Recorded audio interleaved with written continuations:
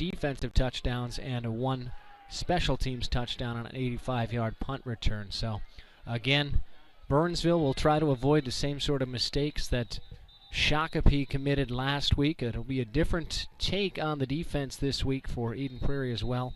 Not a whole lot of changes, but Jake Halverson got injured last week in the third quarter with an ankle injury. He's not starting tonight. Blake Cashman, a star cornerback, actually moving into a linebacker position, and that moves Tyson Clay, normally a wide receiver, but we've seen him playing some defensive back the last couple of weeks on some pass-heavy or against some pass-heavy offenses. He'll take over that defensive back spot.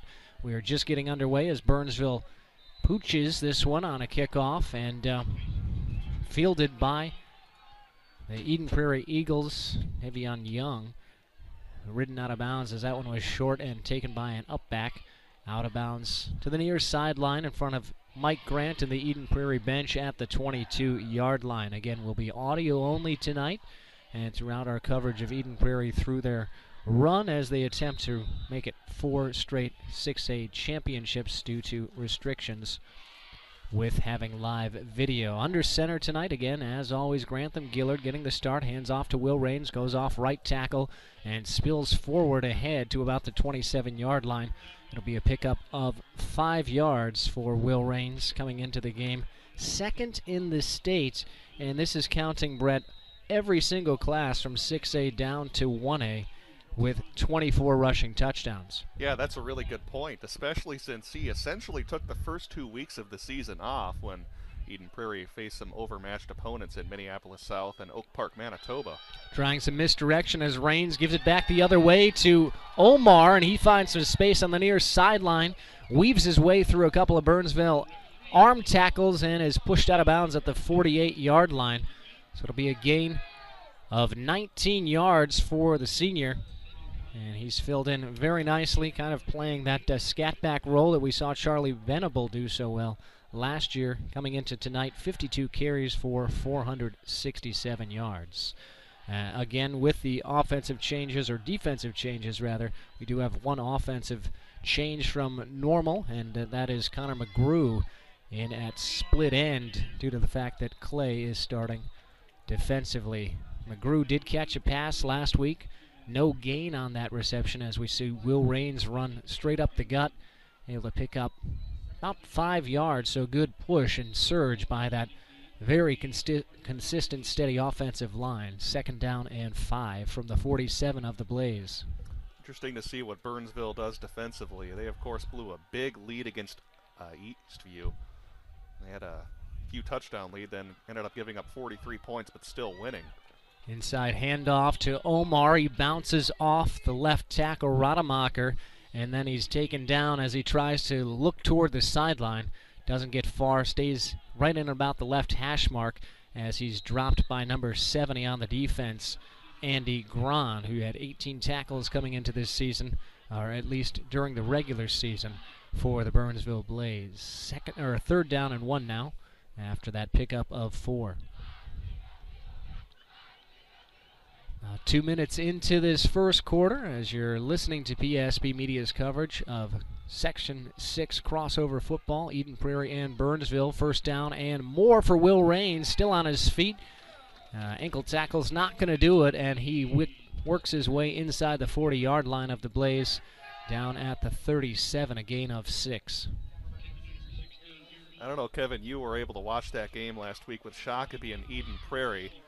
Interesting to see if any of these teams maybe learned some lessons from what Hopkins did the other week when Hopkins put almost 11 guys in the box to try to slow down that running game. So far, I haven't seen that too much from Burnsville, playing pretty much straight up with their 3-5 defense. Yeah, I think Hopkins just has a little bit more aggressive style. Naturally, they're a little bit more talented in all facets of the game, too, so they felt more comfortable doing that 11 guys in the box, which came back and bit them a little bit on a 4th down and 1 play when Will Raines rushed for a 60-yard touchdown. But, yeah, we didn't see that at all last week against the Sabres. And so far, as you said, only about 7 or 8 guys in the box for Burnsville. We just had a 3-yard run by Will Raines, so brings up 2nd and 7 from the 33. Handoff goes to J.D. Spielman, running off right tackle. Finds a little bit of space and then is hit by the linebacker coming up. And Kamal Martin records his first tackle of the night. He's also the quarterback for the Burnsville Blaze. So talk about him plenty during this evening. 8.5 minutes left. 3rd down and 7. Or 3rd down and 2, check that. Hadn't yet updated the scoreboard after the 5-yard run by Spielman. Pretty much the drive Eden Prairie wanted here with their first possession, running it right up the gut and having a lot of success. Burnsville has not been able to slow them down at all. Will Raines slips to the outside, and Kamal Martin able to try to push him out of bounds. Raines tries the stiff arm but steps out. It's a 1st down gainer as he almost bursted in for 6. Yeah, excellent job by Raines to kick that outside. And the Eagles so far mostly keeping it on the inside part of the field, but this time they tried that little pitch out to Raines and got them a big gain. Set up 1st and 10 here in the red zone. Well, Raines has good vision, always looking for a cutback lane. This time just looking to get it outside as the space wasn't open between his tackle and guard, so he just went to the far sideline. And good job by Martin, just kind of containing and keeping him in space. Now Will Raines goes up middle and bursts through the Burnsville defense for 6. Touchdown, Eden Prairie. Well, Will Raines, the guy that the Eagles primarily used on this drive, and hey, why not? He's been a real workhorse for them. A little bit unusual to see so many carries from Raines here on the first drive. Usually 1st and 2nd quarter, Coach Mike Grant likes to try to get some other running backs involved in the offense, like J.D. Spielman, Bilal Omar, but this time decided to ride his horse, and he took him all the way into the end zone for 6. Will Raines caps off that 78-yard drive with 6 carries, 47 rushing yards, and the 11-yard touchdown scamper. Gould converts on the extra point early on. It's 7-0 EP.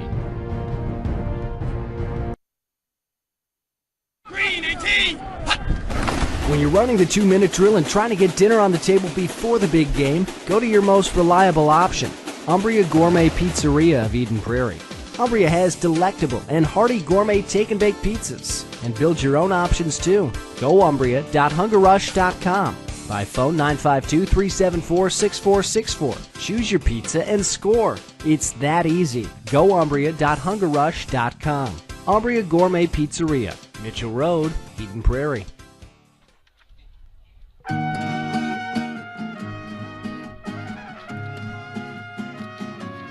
Back to PSB Media's live coverage of the Section 6 crossover matchup between number 6 seed Burnsville and the top-seeded Eden Prairie Eagles. I'm Kevin Ford, joined by Brett Johnson tonight. Have coverage of Eden Prairie postseason action. Last week just had Twitter updates, so week after being off the air, happy to be back on the air and broadcasting live Eden Prairie football for you.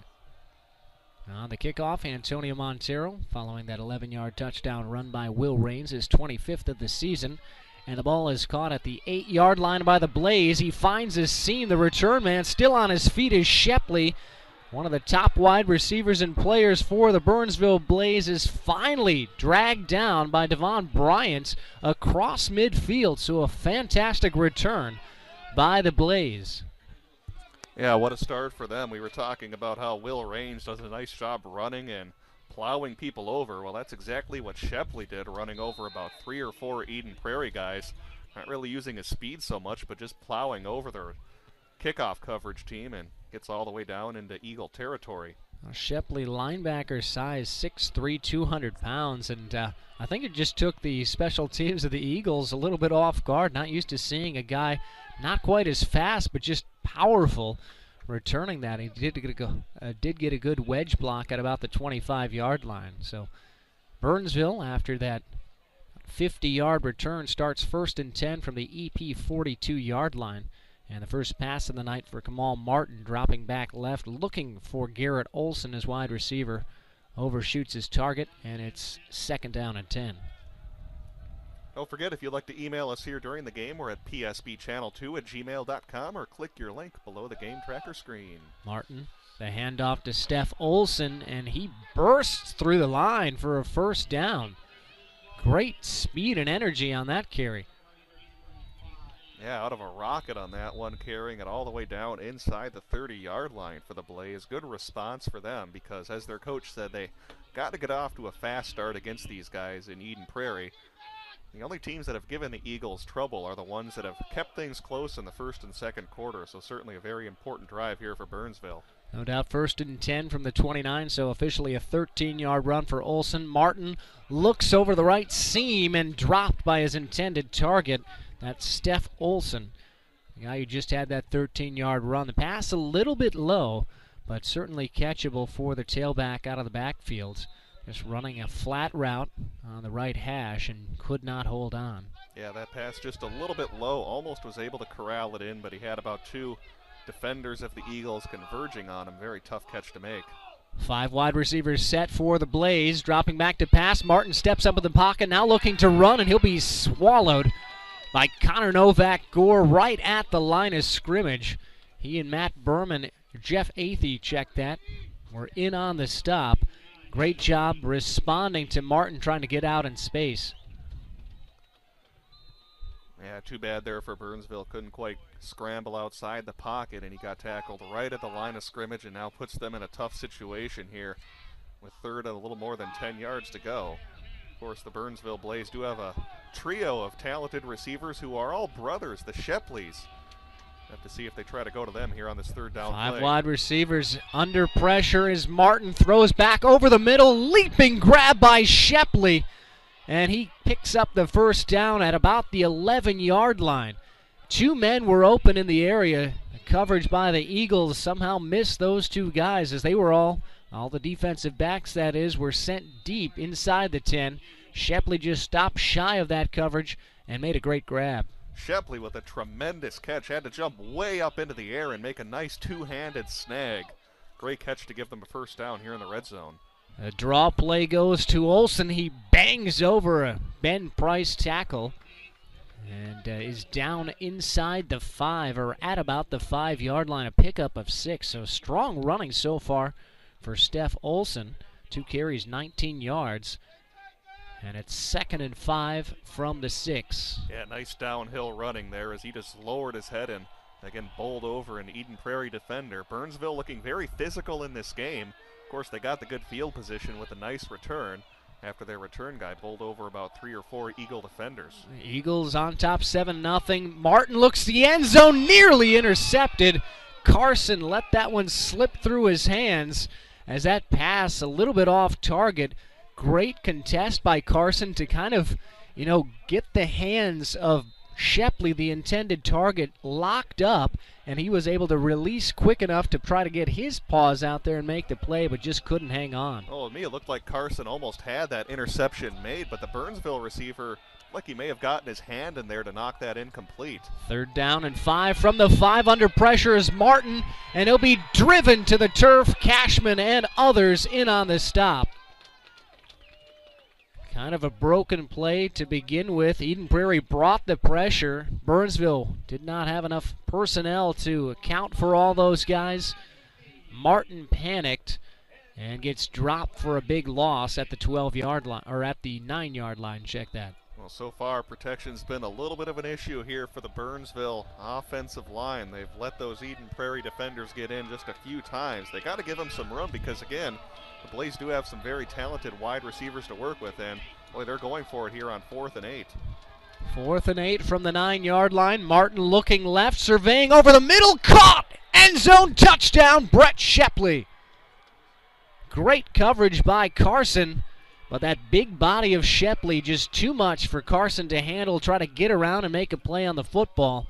And the Blaze come out firing on their first offensive series of the game. Looking at the replay there on the screen, just missed it, but another nice catch made there by Burnsville. And a big response drive for them to stay in this game, get that touchdown. All really started by that excellent return. They only had to go 42 yards down the field, and that certainly helps your offense when you have a very short field to work with. Trying the extra point.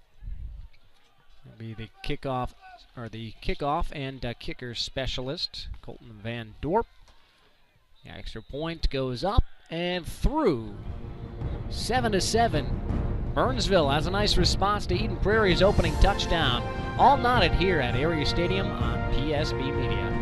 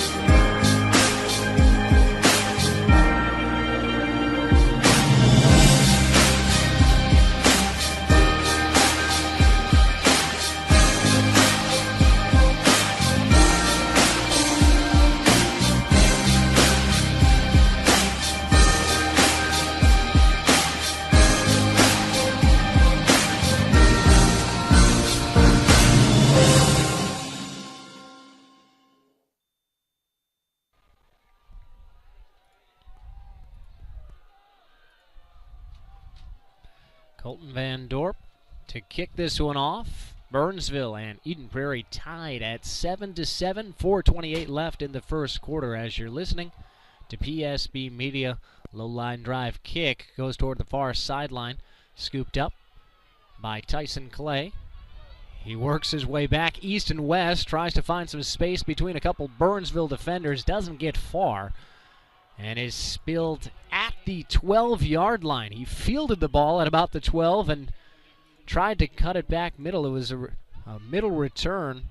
That was a formation for Eden Prairie. Tried to work his way back toward the middle of the field, and it just did not work out for him. Well, it looked like Clay was anticipating that ball to bounce out of bounds, but it just stayed in as he was forced to pick it up. Did a lot of east-west running, but good coverage there by the Burnsville kickoff team as they put Eden Prairie in some tough field position here at about the 13-yard line. First down and 10 for the Eagles offense, averaging 39 points per game this season. Handoff goes to Alec Hetherington, and he shows good little gallop out of the backfield and gets out to the 20-yard line. So nice gain on first down. Seen him play a lot more snaps and get some more totes here as the season has progressed into the postseason.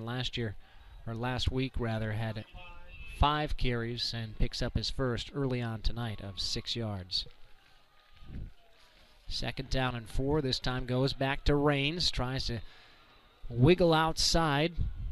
Hurdles over one defender but gets tripped up as he comes down at the 22-yard line. Short pickup there of 2. Sets up a manageable third down and a couple. Yeah, going back to that carry there by Alec Hetherington, Eden Prairie would certainly like it if they could use him more out of the backfield, because that frees up J.D. Spielman to play a little bit more in the defensive backfield, where he's really been a playmaker for them on D. Be very big for them if they can use him primarily on defense and not have to rely on him as the number 2 option to Will Rains. Will Rains gets a good block out in front. Nice job there, pushing forward by Joe Fawning. And Will Rains just follows his guard, pulled on the play, and picks up the first down out to the 31-yard line. Easy running there for the senior. Yeah, again, the Blaze still really have not had much of an answer for Will Rains. It just seems like any time he wants to pick up about 6, 7, 8 yards, he has the ability to do so. Have to see if the Blaze maybe adjust their strategy a little bit and put some more guys in the box, because we have yet to see an Eden Prairie pass so far in this game. Handoff goes to Hetherington, playing the fullback on that one, and picks up the first down. Good surge again by the line. Swanson.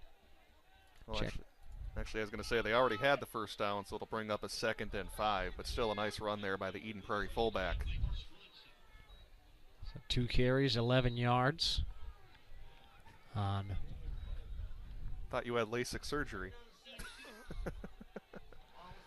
Second down and 6 at the 35-yard line. Out on the near side is McGrew. Again, misdirection, handoff goes to Omar.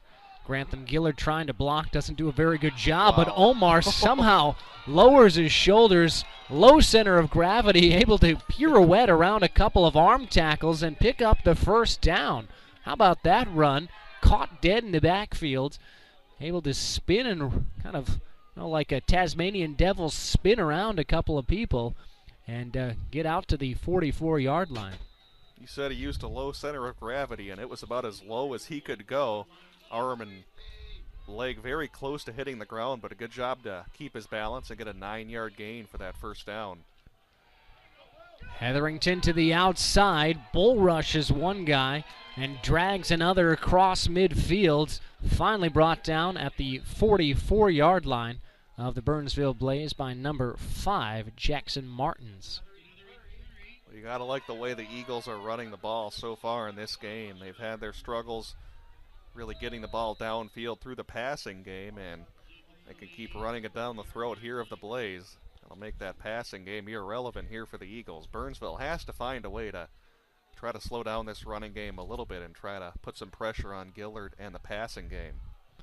Well, just think, if it's going to be a shootout, probably it favors the grind-style offense of the Eden Prairie Eagles. Again, great blocking out in front of Will Raines, fawning.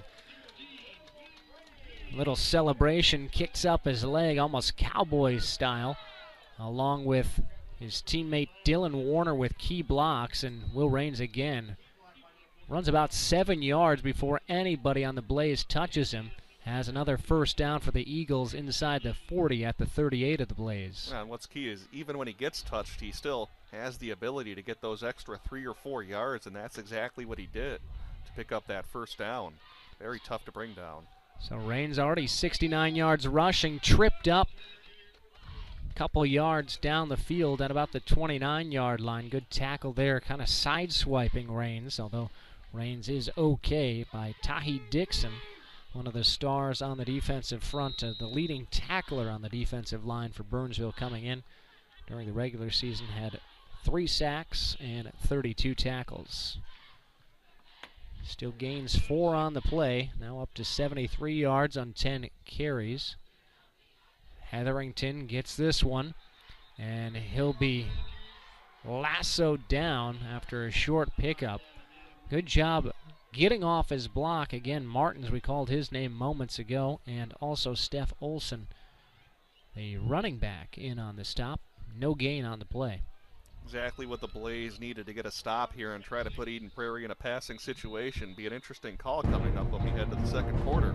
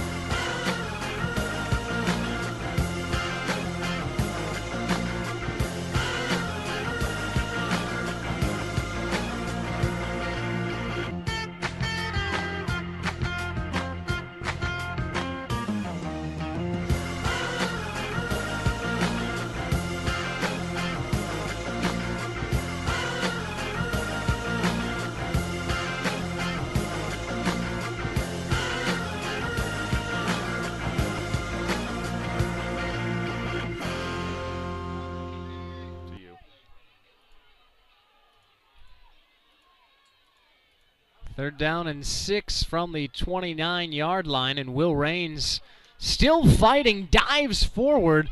Thought he was dead in the water right about the line of scrimmage, worked his way to the middle.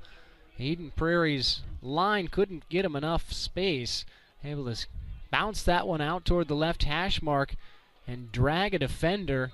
Dives ahead, forward progress to the 25-yard line. He needed 6, got 5. So it sets up a 4th down and 1. Yeah, like I said a moment ago, it seems like every time he's touched, he gets at least 3 or 4 extra yards, and that's a tough break for Burnsville because now you set up Eden Prairie here in a rushing situation on 4th down, but looks like we have some early motion, or actually a timeout. We get a timeout called, yeah. Timeout called by Mike Grant. 4th down and 1 from the Burnsville 25-yard line, 11:17 to play in this first half. So you're listening to PSB Media's coverage of section football.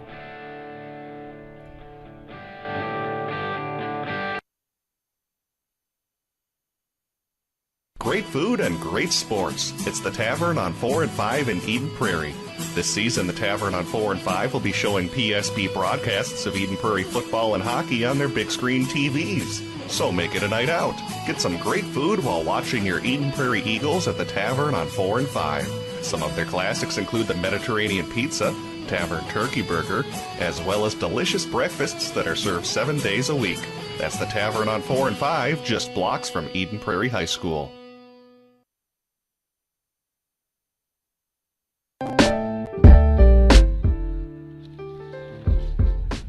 Interesting intro music here on PSB Media. 4th down and 1 play. You don't appreciate the bumper music?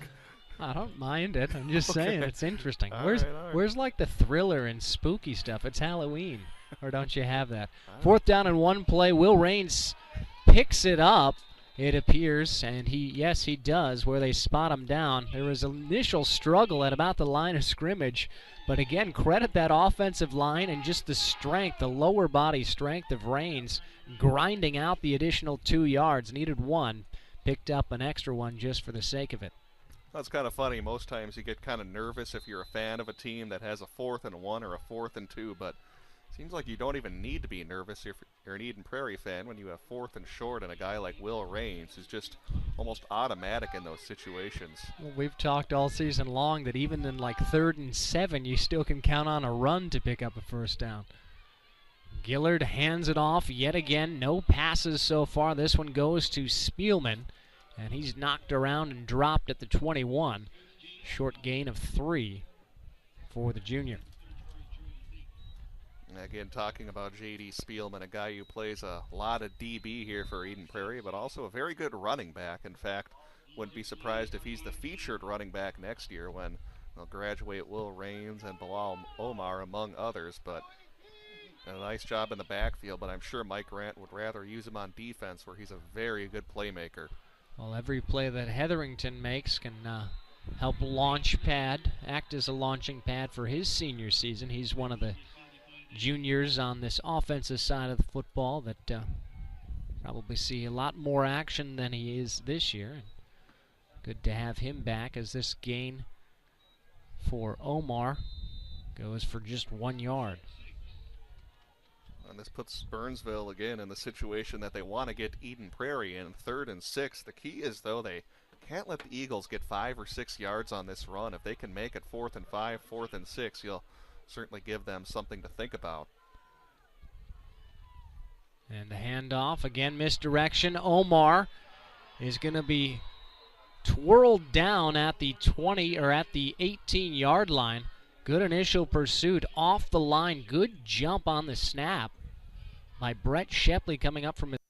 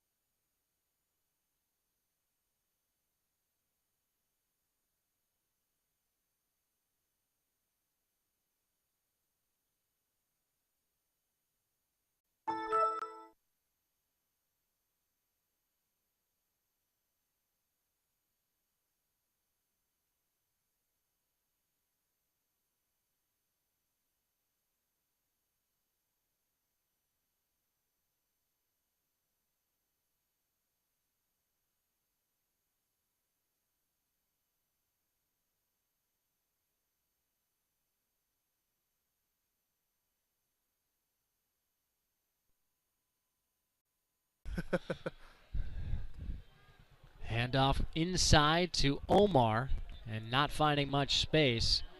This falls on the top of his teammate Michael Swanson, another junior on the offensive side.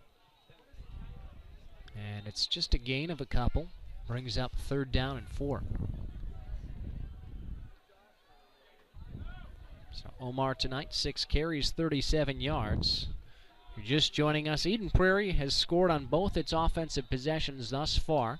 11-yard touchdown run for Will Raines, his 25th of the season, and a 17-yard touchdown pass, Gillard, to Josh Lanasa. That was his first touchdown catch. Burnsville does have a touchdown, and it's 14-7 Eden Prairie. Timeout called on the field by the Blaze. We'll use it. To hear a word from our sponsors. You're listening to live coverage of Eden Prairie and Burnsville playoff football. Green 18! When you're running the 2-minute drill and trying to get dinner on the table before the big game, go to your most reliable option, Umbria Gourmet Pizzeria of Eden Prairie. Umbria has delectable and hearty gourmet take-and-bake pizzas. And build your own options too. Go Umbria.hungerrush.com. By phone 952-374-6464. Choose your pizza and score. It's that easy. Go Umbria.hungerrush.com. Umbria Gourmet Pizzeria, Mitchell Road, Eden Prairie.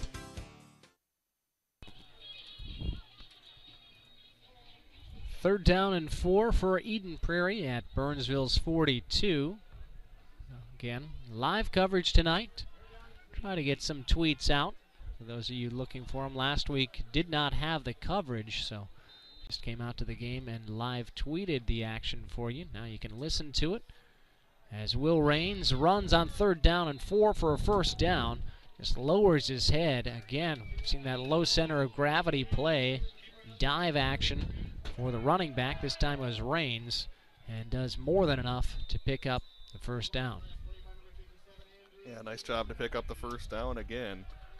I know you're doing your best over there, Kevin, to try to keep track of stats, but it seems like the Eagles have about 10 first downs so far in this game. Not a lot of real big plays except for that touchdown pass to Lanasa.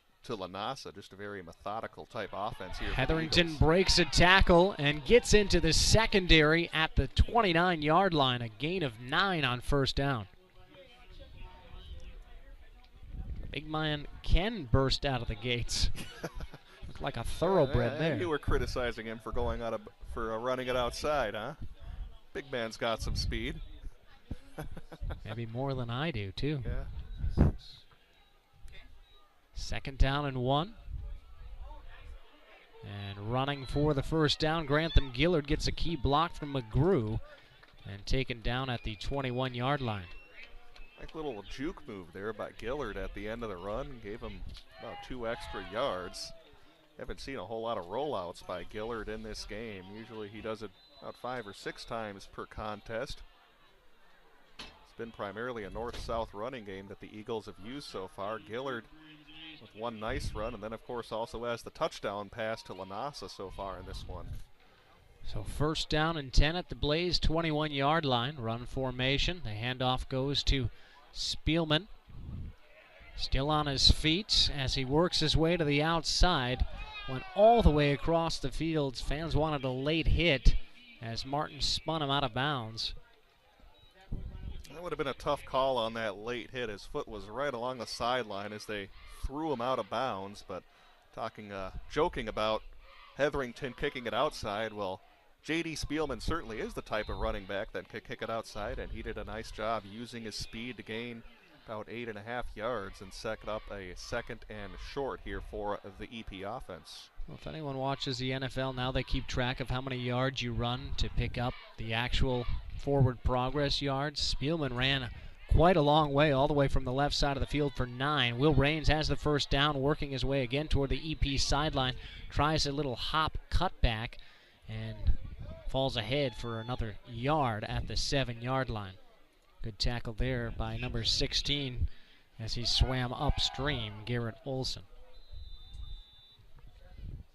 So gain of 6 for Raines. That's carry number 14. He now has 91 yards. Needed 113 coming in. This is unofficial stats. I've kept tabs all season long to reach the 1,000-yard mark. As Will Raines steps out of bounds, worked his way toward the near sideline, looking to cut it back all the way to the far side of the field as he saw all the Blaze players were inside about 5 yards from him. Figured he had a whole bunch of blockers and open field to work with, but didn't see where the chalk was. Went out of bounds, so it's a loss of 3, a rare negative play for Raines. And boy, he was ready to kick it outside with a burst of speed. Yeah, you're right. He would have had some open field on that left side, but very fortunate if you're a Burnsville fan that he indeed did step out of bounds. 2nd and goal from the 9-yard line. Gillard, the handoff to Raines. Great speed coming up the middle, and he's tripped up. Good tackle there, trying to see the jersey number. Still hasn't turned toward me. It's number 60 on the defense. Ben Olson, 6'4", 255-pounder. Able to just get a piece of the lower half of Raines and prevent him from scoring yet another touchdown down at the 2-yard line.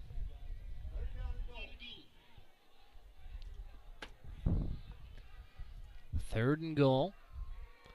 And the rush to Raines. Great surge by the line. In for the touchdown. Reaches over the top of the goal line and gets the football into the end zone for his 2nd rushing touchdown of the game.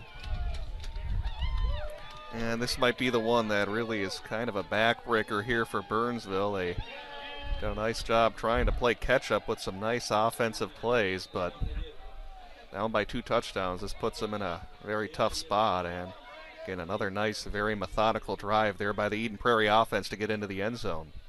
And now Gould back out for an extra point try. We've seen him twice, and he converts on his 2nd of 2 tries. John Kelly once. Eden Prairie now out in front by 2 touchdowns, 21-7. You're listening to PSB Media's coverage of EP football. Hi, Grandma. Hi, Timmy. I hope you're hungry. Sure am, but I prefer broccoli to mushrooms. Well, I prefer your brother to you.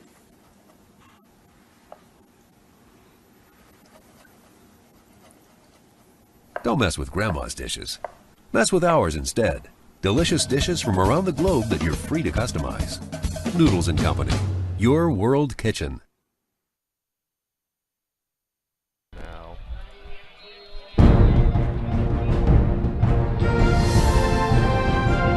3-yard touchdown runs by Raines makes it 21-7. Short kickoff by Montero, fielded by number 35, blocker Isaac Buchholz.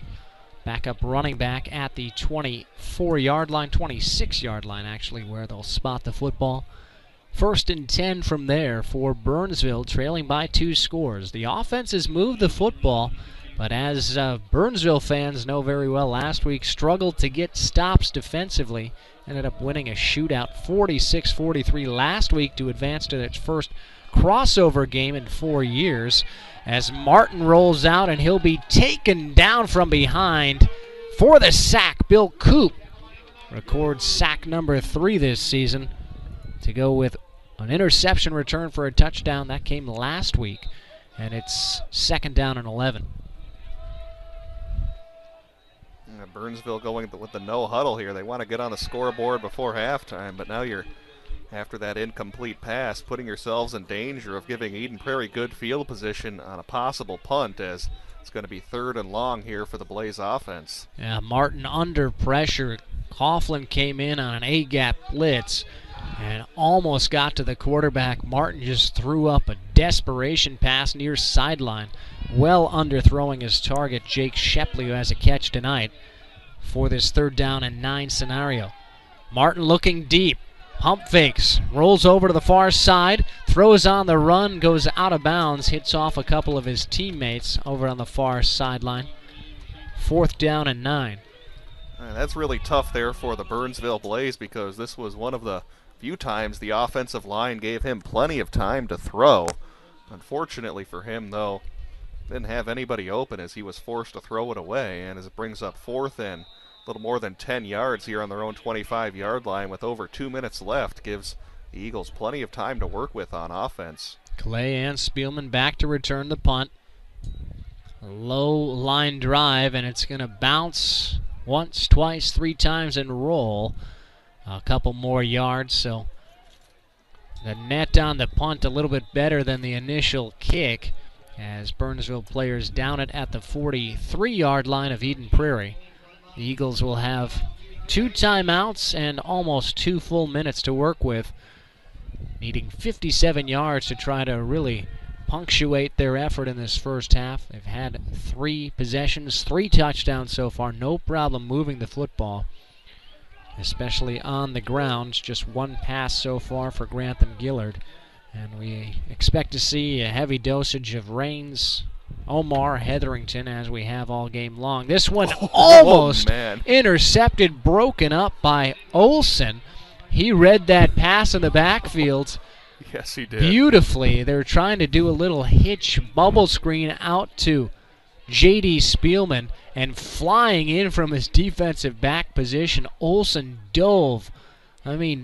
Sliding into nowhere, second dive, reached his hand out and poked that one away. If he had stayed on his feet, which obviously he couldn't, he had to dive to make that play, it would have very easily been a pick 6. That's how well he read that pass play by Eden Prairie. You got to be a little more careful here with possession at the end of the half. You mentioned picks. Eden Prairie quarterbacks have not thrown an interception in the last 2 seasons. We covered them last year and this year. Connolly, Gillard, O.C., all those guys still yet to throw an interception, as J.D. Spielman able to break a waist tackle and get across midfield very near the first down marker. We'll see where they spot it if they indeed move the chains. Just such a shifty runner, always working to the right outside, and did a nice job there on his 4th carry of the game. It's an official's timeout. They'll bring out the chain gang for the measurement. Yeah, well, you have a minute here. Let's read a couple of emails we've gotten so far. We have one from Mickey saying, asking if we can turn up our mics. I just did, so hopefully you're picking up the audio a little bit better. And also we have Len tuning into the broadcast. And thanks again for listening, Len. And Scott also sent us a tweet, but again, he was asking, where are the Twitter updates? But unfortunately, you and I are just a 2-man crew tonight. I've been trying to send out some tweets while also updating the game tracker screen. A little tough to multitask, but we'll try to get you some tweets if we can. Otherwise, you can listen and follow along here on psbmn.com. And again, you can see that email link below your game tracker screen as the referees are ready to measure this one out. A 9.5-yard gain is what we'll call it. Maybe 8 inches shy of the first down. Actually, that'd be more than 9.5 yards. Very close to the first down, needless to say. Well, that's not math class. Brings up a 3rd down in inches. 1:44 on the clock. Eden Prairie has a 4 wide receiver set. I want to say this is the first time we've seen a 4 wide receiver set for them this season. We saw it a couple times last year, but not that often. But a little bit with the spread offense here with Mike Grant's team. And they're handed off to Will Rains. Gets a block from J.D. Spielman as well as Bill Coop, the wide receivers. Cuts it back middle, still on his feet inside the 20-yard line. And caught up to him from behind was a Blaze player at the 14-yard line. But great design there by Grant. They can Burnsville think, oh, are these guys going to actually throw the football? And instead handing it off to their iron horse, Will Rains, and he got some great blocking again, as I said, by those receivers on the outside to pick up what amounts to about 32 yards. That was funny before because on that previous play I was wondering, is that number 9 Bill Coop out there playing offense? And you just confirmed it. He threw a great block to help spring Rains on that 4-receiver set.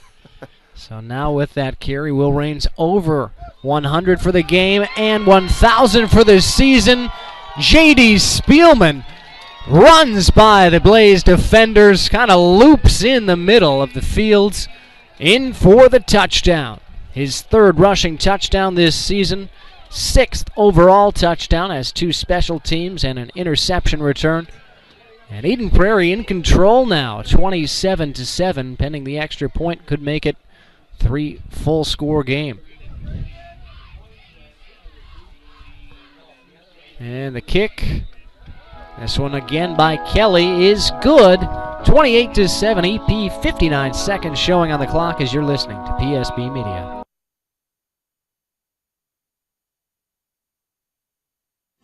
And we're joined by Rob Friend at the mulch store. Rob, a lot of people are finishing up those fall projects, whether it's trimming trees or getting rid of all those leaves. What can people do with those materials once they're done? Well, they can bring their yard waste into any of our locations and dispose of it for a small fee.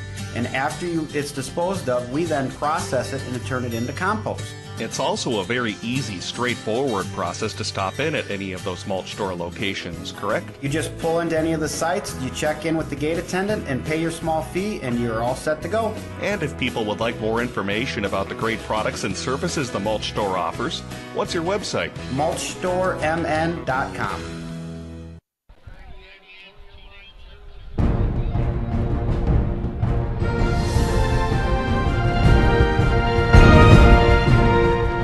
Montero squibs this one, fielded by Javonta Wilson at the 23-yard line. Gains 7 out to the 30. He's hit and dropped by number 81 for Eden Prairie, Cole Vlasic. Going back to that last Burnsville offensive drive where they went 3 and out, what really kind of hurt them was that they didn't run much clock, and that of course set up Eden Prairie with plenty of time to really put this game out of reach to make it 28-7. I like the aggressive play calling there by Burnsville on their last drive. Just didn't quite work for them. And now they've got themselves in a really big hole here, trailing by 3 touchdowns late in the first half. Martin looking left, surveying the fields, stepping up, and takes way too much time. In for the coverage, sack Carter Coughlin. I got so used to calling Bill Coop's name on offense out of all things. Yeah. Maybe still be out there playing his usual defensive position, but going back to Burnsville here, though, that's tough for them again because the offensive line did a nice job protecting the quarterback, but nobody was open. And earlier in the first quarter, that was one of the main problems for the Blaze, was not getting enough protection. This time they did get plenty and just couldn't find a guy open. Kamal Martin was going to rush back to the line. His coach, Tyler Krebs, said, look at the clock, let's just run out the half. And so the delayed handoff goes to Olson instead of passing again. Does a nice job as a timeout is called in gaining about, looks like about 15 yards because it was 2nd down and 17. Now it's 3rd down and 2. That was a sleep here on the board. I didn't think they would call a timeout. I'm wondering if that might be Eden Prairie. Good play call there, and no, it actually was Burnsville calling the timeout, so they have 1 left. Not quite sure what they can draw up, though, only at their 38-yard line. 7 seconds showing on the clock. But unless, who has the strongest arm of any NFL quarterback? That's about who you need out there throwing. Pretty much. I'm trying to think of who that might be in this day and age, who has the strongest arm. You're kind of a guru in that department. Who do you think has the strongest arm in the NFL? Well, they say velocity-wise, Colin Kaepernick has the strongest arm. I can picture him. But I mean, obviously velocity has something to do with it, but who do you want to throw a deep ball? I'm not quite sure Kaepernick would be your guy. Joe Flacco throws a mean rainbow football on deep passes, but almost never goes for a completion. Although in the case, last week or 2 weeks ago, he got that one to Steve Smith, who blatantly pushed off, so that touchdown was negated. Bengals won. So 3rd down and 2 at the 38-yard line. 4 wide receivers set. Lone tailback is Olson. Martin looking left.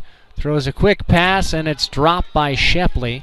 That's Brett Shepley, number 42. The pass was low, and Shepley just kind of bent over like he was doing a hamstring stretch and couldn't come up with it. Well, that was actually the strategy there. They were going to try to get maybe 5 or 6 extra yards, get the first down, call a timeout, and then maybe do the heave to the end zone. But unfortunately for them, Shepley couldn't haul it in, and now it sets up an interesting 4th and 2, because if you punt, no reason if you're Eden Prairie not to rush everybody at the punter and go for the block, but looks like the Blaze might actually go for it, and Probably not a bad idea with 2 seconds, being that even if you throw an incomplete pass, Eden Prairie obviously wouldn't have any time to run a play on offense themselves. So I guess we'll get to see how good of an arm here the Burnsville QB has if he's going to try to throw this deep here from his own 38-yard line on 4th and 2 with 2 seconds.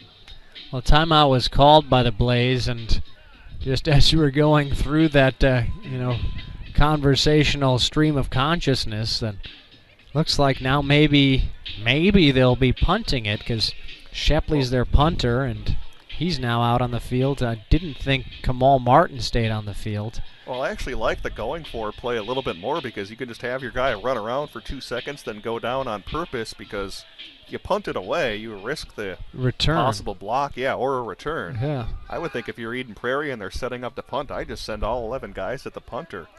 Well, yeah, again, with 2 seconds, even a handoff up the middle should expire the clock. Shepley punts this one away, directionally away from the return men, out of bounds, so still works anyway for the Blaze. Time expires on the half. Eden Prairie fans on their feet celebrating a 28-7 lead over Burnsville. You're listening to PSB Media's live coverage of section football.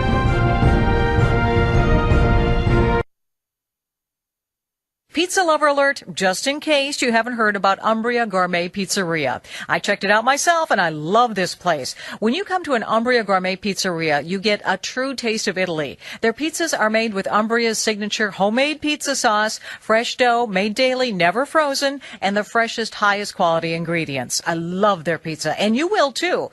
Plus, there's more. Pasta, salads, desserts, and my new favorite, the calzone. Try the Italiano. Sweet Italian sausage, pepperoni, capicoli, salami, banana peppers, red onions, and of course, Umbria's signature pizza sauce, plus Romano and mozzarella cheeses. Now, if you've been trying to get to Umbria for a while, but you have just been too busy, let them make your pizza and then take it home and bake it in your own oven. You still get that great fresh from the oven taste, but you're already at home. We make you bake. That's what they call it. Order yours today at GoUmbria.com or stop in at Eden Prairie, Bloomington, Blaine, and Eagan. Umbria Gourmet Pizzeria.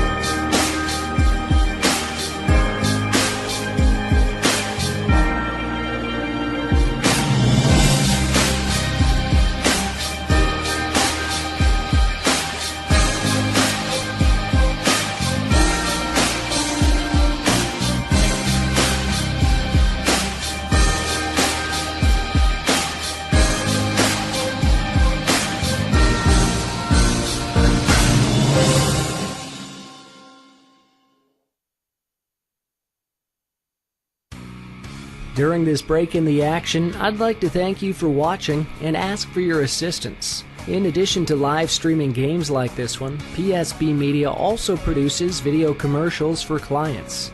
If someone you know is trying to grow their business, tell them to consider contacting production at psbmn.com. The internet is a powerful marketing tool, but due to its size, it can be difficult for messages to reach the right ears. Optimize their valuable time and money. PSB Video will help drive localized traffic to the client's website. Using keyword-driven content, PSB Video can improve where businesses appear in search results. Nearer to the top results means more clicks and more business. So please tell those business owners you know to work smarter, not harder, by considering PSB Production. Find out more by emailing production@psbmn.com. Stay current on what's going on in your local community. The Sun Current is a local community newspaper that serves several communities in the Southwest Metro, including Eden Prairie, Edina, and Bloomington. The Sun Current will keep you up to date with the latest comings and goings on your school board, city council, arts and entertainment, and community events. And make sure you check out their in-depth high school sports coverage featuring weekly articles on Eden Prairie, Edina, Jefferson, and Kennedy. From football and hockey to tennis and swimming, the Sun Current has your favorite team covered. Keep it local and visit the Sun Current website at current.mnsun.com. We're speaking with Rob Friend at the mulch store. Rob, once people have finished up trimming those trees or raking those leaves, how easy is it for them to stop in at the mulch store to drop off those materials? Or maybe even pick up some mulch for next year? Well, if you want to stop in and drop off, you come in, check in at the gate attendant, and they'll point you in the right direction after you pay a small fee. And if you're ready to pick up something to do a final garden or mulch project, pick out the product you want, pay for the fee, and we'll load up a trailer or a pickup truck if you have that. If not, we do have delivery available. And of course, you guys have locations all over the metro area. That's right. For locations and more information on delivery, you can check us out at our website, mulchstoremn.com.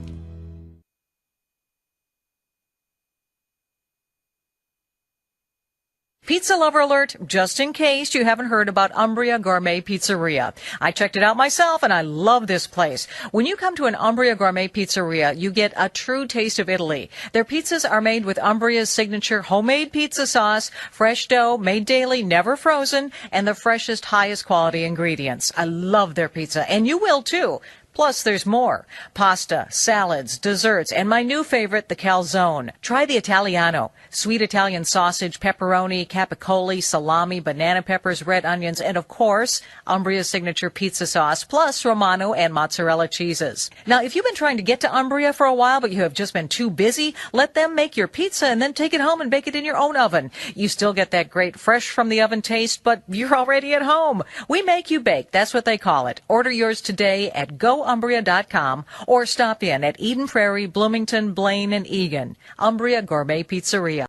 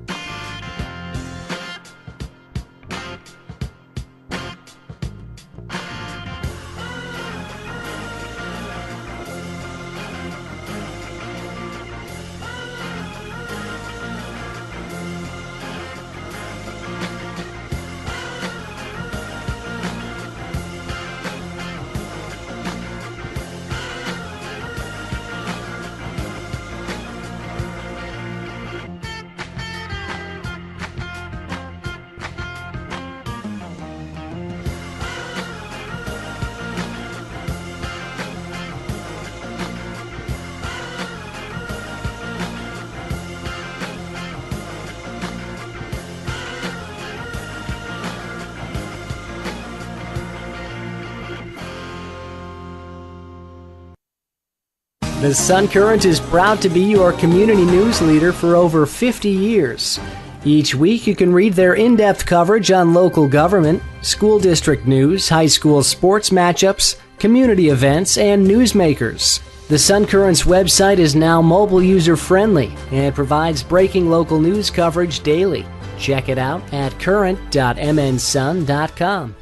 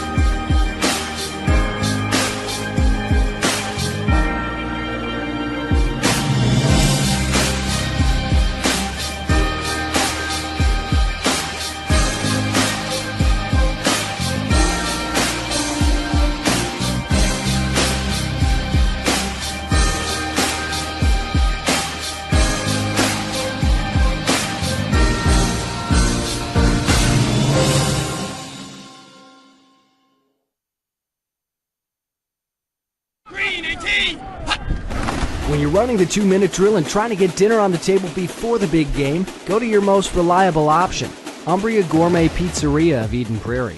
Umbria has delectable and hearty gourmet take-and-bake pizzas. And build your own options too. GoUmbria.hungerrush.com.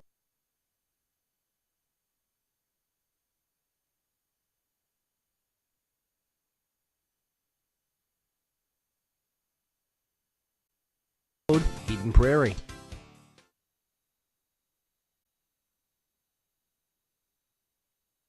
Great food and great sports. It's the Tavern on 4 and 5 in Eden Prairie. This season, the Tavern on 4 and 5 will be showing PSB broadcasts of Eden Prairie football and hockey on their big screen TVs. So make it a night out. Get some great food while watching your Eden Prairie Eagles at the Tavern on 4 and 5. Some of their classics include the Mediterranean pizza, Tavern turkey burger, as well as delicious breakfasts that are served 7 days a week. That's the Tavern on 4 and 5, just blocks from Eden Prairie High School. During this break in the action, I'd like to thank you for watching and ask for your assistance. In addition to live streaming games like this one, PSB Media also produces video commercials for clients. If someone you know is trying to grow their business, tell them to consider contacting production at psbmn.com. The internet is a powerful marketing tool, but due to its size, it can be difficult for messages to reach the right ears. Optimize their valuable time and money. PSB Video will help drive localized traffic to the client's website. Using keyword-driven content, PSB Video can improve where businesses appear in search results. Nearer to the top results means more clicks and more business. So please, tell those business owners you know to work smarter, not harder, by considering PSB Production. Find out more by emailing production@psbmn.com. We're speaking with Rob Friend at the mulch store. Rob, once people have finished up trimming those trees or raking those leaves, how easy is it for them to stop in at the mulch store to drop off those materials, or maybe even pick up some mulch for next year? Well, if you want to stop in and drop off, you come in, check in at the gate attendant, and they'll point you in the right direction after you pay a small fee. And if you're ready to pick up something to do a final garden or mulch project, pick out the product you want, pay for the fee, and we'll load up a trailer or a pickup truck if you have that. If not, we do have delivery available. And of course, you guys have locations all over the metro area. That's right. For locations and more information on delivery, you can check us out at our website, mulchstoremn.com.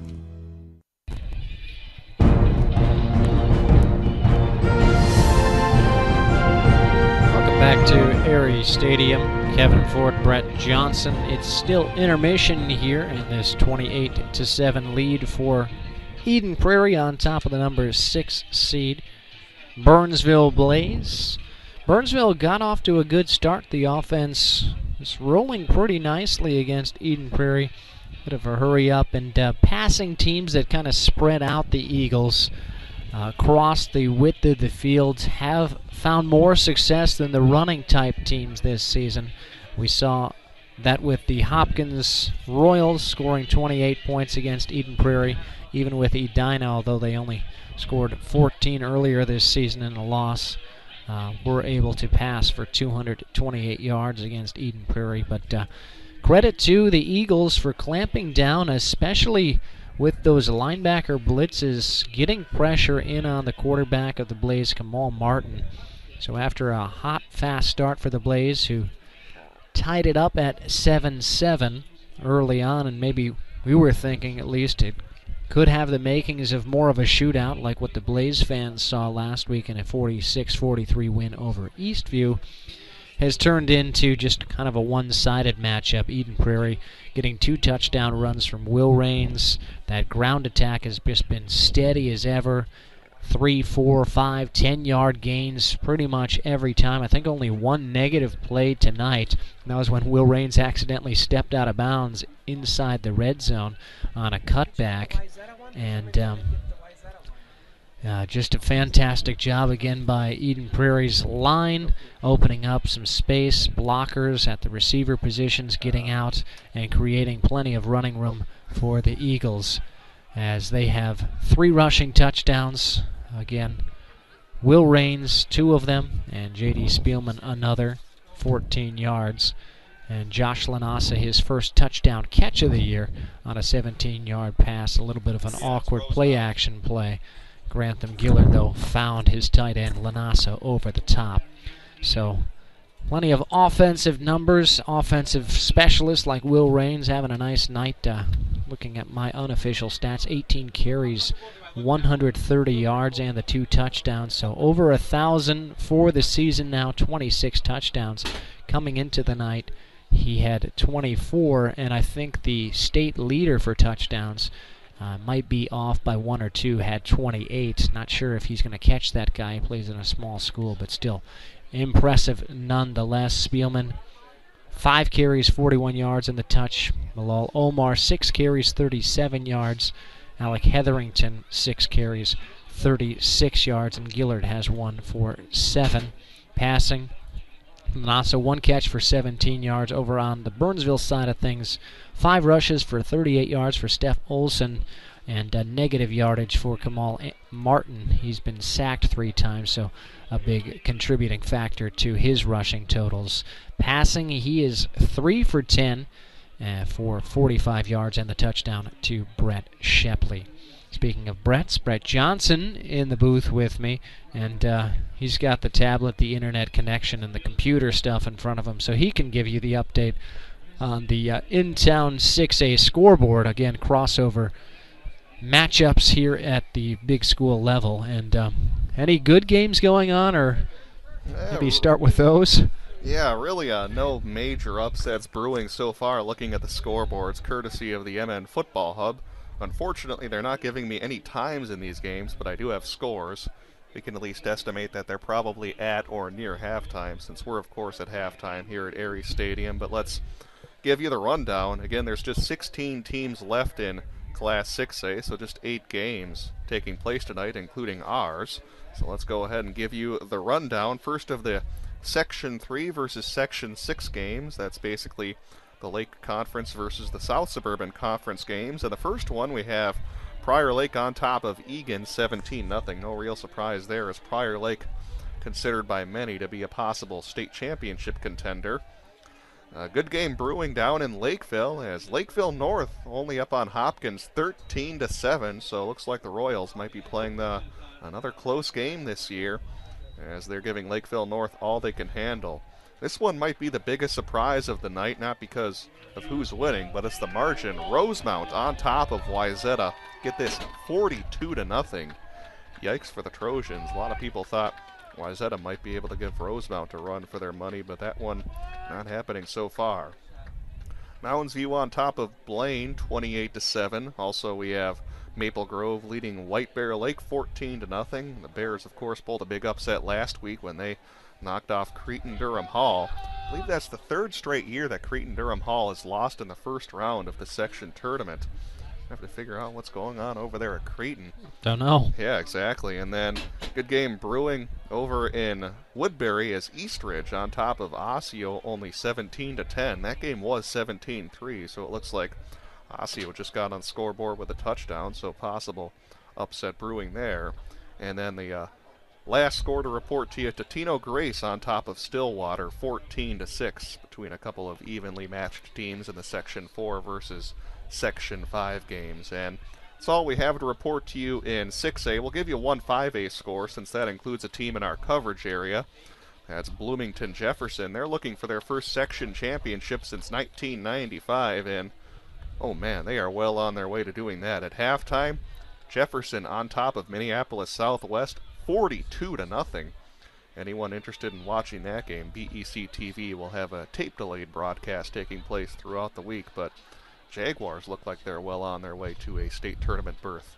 Yeah, it's a good story. I know, the caveat might be that it's a weaker section, so to some degree it's discounted if they make it to the state tournament, but still, just the feeling of making to a state tournament game, having that type of performance in a section final, just a great feel-good story, and always want to root for those type of guys, those type of teams, and those type of performances. Yeah, absolutely, and we're still trying to work on getting some budgeting and revenue put together to maybe cover Jefferson in the state tournament. We'll let you know on that if we can get something put together, but we will have coverage if you're an Eden Prairie fan of the Eagles, I believe all the way until the Prep Bowl. We're still not sure if we'll have that championship game or not. It kind of depends on what Prep 45 decides to do, but we'll keep you updated on that. But we will have coverage of the state quarterfinals and semifinals, starting with the quarters next week. That unfortunately will be an audio-only broadcast, since now we move under the rules of the Minnesota State High School League, and they do not allow live video webcasts that are not from their official streaming provider, which is Prep 45, and I believe they're only doing the state championship this year. Oh, hopefully you get accustomed to our voices, and we're doing a good job describing the scenes unfolding before us. Yeah, and looking at that next week, the teams, the 8 section winners, will be seeded in Class 6A, so it's unknown who Eden Prairie would face. They'll likely get the 1 seed, or maybe the 2 if the coaches decide Rosemount deserves the number 1 seed, but I'm guessing Eden Prairie would probably end up playing someone like Blaine, maybe Prior Lake. You'd have to think the seeded teams would probably be Maple Grove, Rosemount, Eden Prairie, Eastridge. Trying to think of who else. Mounds View, obviously, is a strong squad. So, yet to be seen. I believe they'll do that seeding tonight, and then we should know by tomorrow who the Eagles would be playing if they, of course, hang on and win this game first. Seem well on their way, up 28-7. Burnsville will will start with the football, though, so but of course, that's something to consider.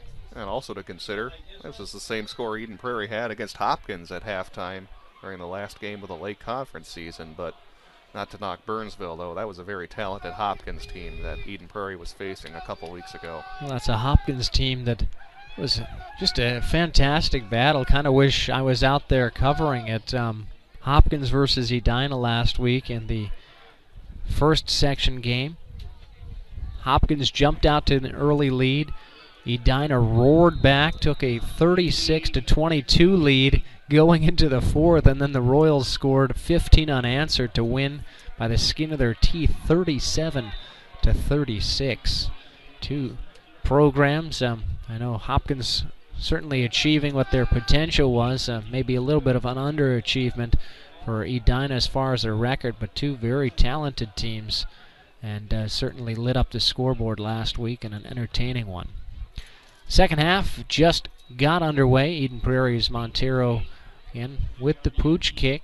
Kicks it off to the Burnsville Blaze, and one of their upbacks just takes a knee on the field at the 30-yard line. Good coverage, of course, by the Eagles. Helped coax him into that decision. 1st and 10 from the 30-yard line. Martin, handoff to Olson, has some space to the outside.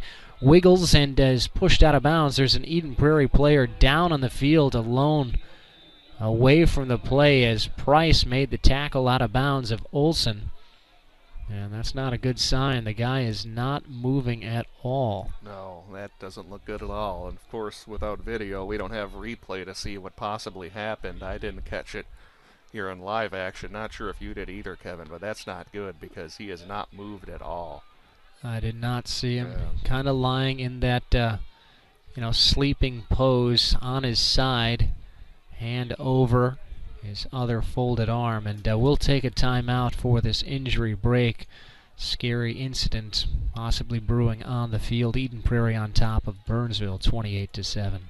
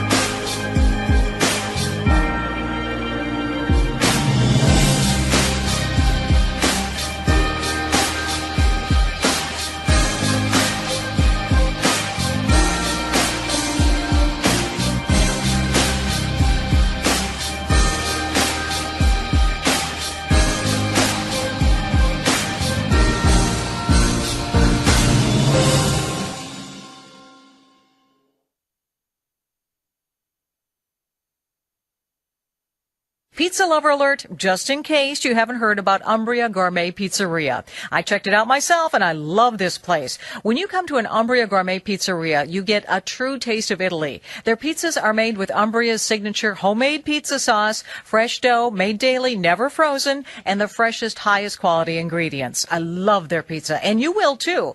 Plus, there's more. Pasta, salads, desserts, and my new favorite, the calzone. Try the Italiano. Sweet Italian sausage, pepperoni, capicoli, salami, banana peppers, red onions, and of course, Umbria's signature pizza sauce, plus Romano and mozzarella cheeses. Now, if you've been trying to get to Umbria for a while, but you have just been too busy, let them make your pizza and then take it home and bake it in your own oven. You still get that great fresh from the oven taste, but you're already at home. We make you bake. That's what they call it. Order yours today at GoUmbria.com or stop in at Eden Prairie, Bloomington, Blaine, and Eagan. Umbria Gourmet Pizzeria. Stay current on what's going on in your local community. The Sun Current is a local community newspaper that serves several communities in the Southwest Metro, including Eden Prairie, Edina, and Bloomington. The Sun Current will keep you up to date with the latest comings and goings on your school board, city council, arts and entertainment, and community events. And make sure you check out their in-depth high school sports coverage featuring weekly articles on Eden Prairie, Edina, Jefferson, and Kennedy. From football and hockey to tennis and swimming, the Sun Current has your favorite team covered. Keep it local and visit the Sun Current website at current.mnsun.com.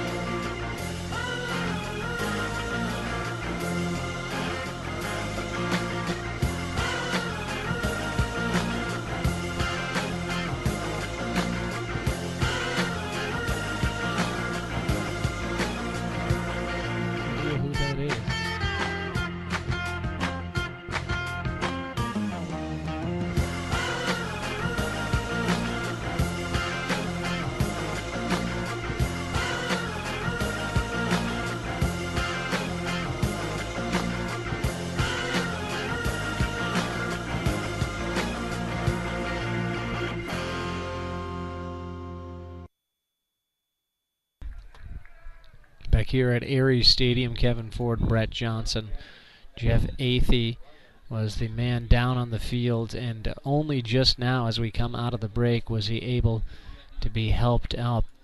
Seems like a concussion of sorts because he's walking gingerly but not favoring any leg, and two of his assistant coaches are helping him off the field. Again, we did not see what happened away from the play, but the lineman Jeff Athey, who does have a sack tonight, just was lying motionless on the field at about the 27-yard line, 10 yards away from where the tackle out of bounds occurred. And he is being walked over and sat down on the near side bench. Second down and 3 for Burnsville now. Again, probably a must-need touchdown drive here for Burnsville, trailing 28-7 as Martin, three-step drop, quick release. The hitter is complete over on the outside as Martin is just enveloped by Novak Gore as he's able to get up okay. The first down catch was made by number 81, Jake Shepley, to the 42-yard line. And taking a look down there on the field at Jeff Athey, needed a lot of help to get over there to the bench. And yeah, you could be right about the head issue, as they're not really looking at any part of his body. They're just kind of talking to him, possibly checking for that. Olson with the carry on first down and 10 from the 42. He again finds great space, gets to the second level of the EP defense, as he has consistently tonight. Maybe need to get him the football a little bit more and mix up the run and pass. If you recall, Brett, on that first drive, they did a great job of mixing up the run and pass and scored a touchdown. The next couple of drives, they shifted a little bit more toward the passing game, and it became less effective. Certainly time element, though, to consider. And they also need defensive stops, which they have not had yet. 4 possessions, 4 touchdowns for the Eagles thus far. As that carry goes to Olsen, and he gains about 2, so splits the difference and sets up 3rd down and short. Interesting call here for Burnsville. Most likely 4-down territory. It looks like they're going to keep things tight and on the ground. Handoff goes to the outside. Olsen finds the 1st down and more. Great job maintaining balance, tightrope walk along the sideline to pick up an extra 5. Needed just 2 and ends up picking up 14, or check that, 10 yards. Yeah, they're going to mark them all the way down at the Eden Prairie 40-yard line. Great second effort to get those few extra yards. So Steph Olsen already with 63 rushing yards on just 9 carries. Pitch out goes to Olsen, gets some great blocking, cuts it back down toward the middle of the field, working his way back toward the right hash mark between the far numbers, and is again near moving the chains. Yeah, how about Burnsville? Doing a good job keeping it on the ground. Most of their offensive success back in the first half came through keeping it in the air, but so far they've got a good ground game going, and uncharacteristically, Eden Prairie's given up some rather large chunks of yards. It was I guess it's kind of late to say this now, but it was interesting, too, that Burnsville got the touchdown in the first quarter, because coming in, they had just 2 scores in the first quarter all season. Much better second, third, and fourth quarter team, as Martin's under pressure, and he's going to be dropped for a sack. Couple of Eden Prairie Eagles over on the far sideline right near his head coach Krebs. For Burnsville, looks like Scott McNeil is going to be credited with the tackle by the PA announcer. Also in on the play, Ryan Christensen. But credit the sack to McNeil, his 7th of the season. And again, 4-down territory here for Burnsville. Going back to that play again, a lot of time to throw the ball. He tried to roll it out to the right side, but got to give credit here to the EP secondary, doing a good job covering up these talented Blaze receivers. 4 wide receivers set. Olsen right next to him, shotgun formation as Martin rolls out to the right. He's going to try to run it for a 1st down. He's tripped up by Lundy, and he falls hard right at the 30-yard line where the 1st down marker is. Depending on the spot, it could be a 1st down, and they won't even measure. They call it 1st down gain of 3 yards. They've got a generous spot. I was looking up here doing the no good sign. I thought for sure he got stopped maybe a yard short, but referee maybe said he extended the ball beyond that 1st down marker. Referee's call, of course, is all that matters. It's a 1st down here for the Blaze at the 30-yard line. Under center, the handoff goes to Olsen. Breaks a couple of tackles, still on his feet, vying for extra yardage. And the football, though, comes out, and it's recovered by Eden Prairie's number 6, J.D. Spielman. Boy, I don't know what happened at the end of the run there. It looks like the Blaze had close to another 1st down yardage type run, but they lost it at the end, and man of the hour, J.D. Spielman. We were talking about how Eden Prairie would probably like to keep him on the defensive side on the ball, and that's exactly why. Gets a fumble recovery and gives his Eagles teammates possession of the ball. So that extra effort cost Olsen. Can't blame or fault a running back trying to pick up a 1st down, but it just did not go his way. Couldn't see. There's plenty of players in my line of sight who knocked the ball loose, but again, Spielman on the recovery. Will Raines and the offense quickly back to work. Starting at the 19, Raines rushes it out off the right edge to the 23-yard line. So a gain of 4 up to 134 yards this season, or this game. About 1,020 yards this season. And his season high is 151 rushing yards, so could certainly eclipse that, just needing 17 to match it. Hetherington will be stuffed in the backfield. Great pursuit, shedding the blocker, and Adam Mayer getting into the backfields for the TFL. Loss of about 2. And good defensive pressure there by Burnsville. These are the types of situations you got to get the EP offense in. 3rd and long, and we'll see if they maybe go back to the air again. Gillard with just 1 pass attempt, but it certainly counted as he Found a long pass to a streaking Josh Lanasa into the end zone. 3rd down and 8 from the 21. Handoff goes Spielman, gets some great blocks. Fanning in there, Rademacher as well. Now switches it up near side of the field. 1st down and more, cuts it back again, still on his feet, and finally pushed down, sandwiched between a couple of defenders at the 32-yard line. Running this way and that, spinning around, dodge, duck, dip, diving, and dodging. The old-fashioned 2004 dodgeball movie right there, and picking up a huge gain on 3rd down and 7. Well, there's almost too many guys to name who had great blocks on that play for the Eagles. Just a ton of guys. In fact, quarterback Grantham Gillard even got down the field and threw a nice block to help spring. And J.D. Spielman, all around great effort there by the offense. And now the carry goes to Will Raines, and he'll be met in the backfields. Tahi Dixon, the man behind the line of scrimmage, getting the stop, a loss of about 1 with the forward progress.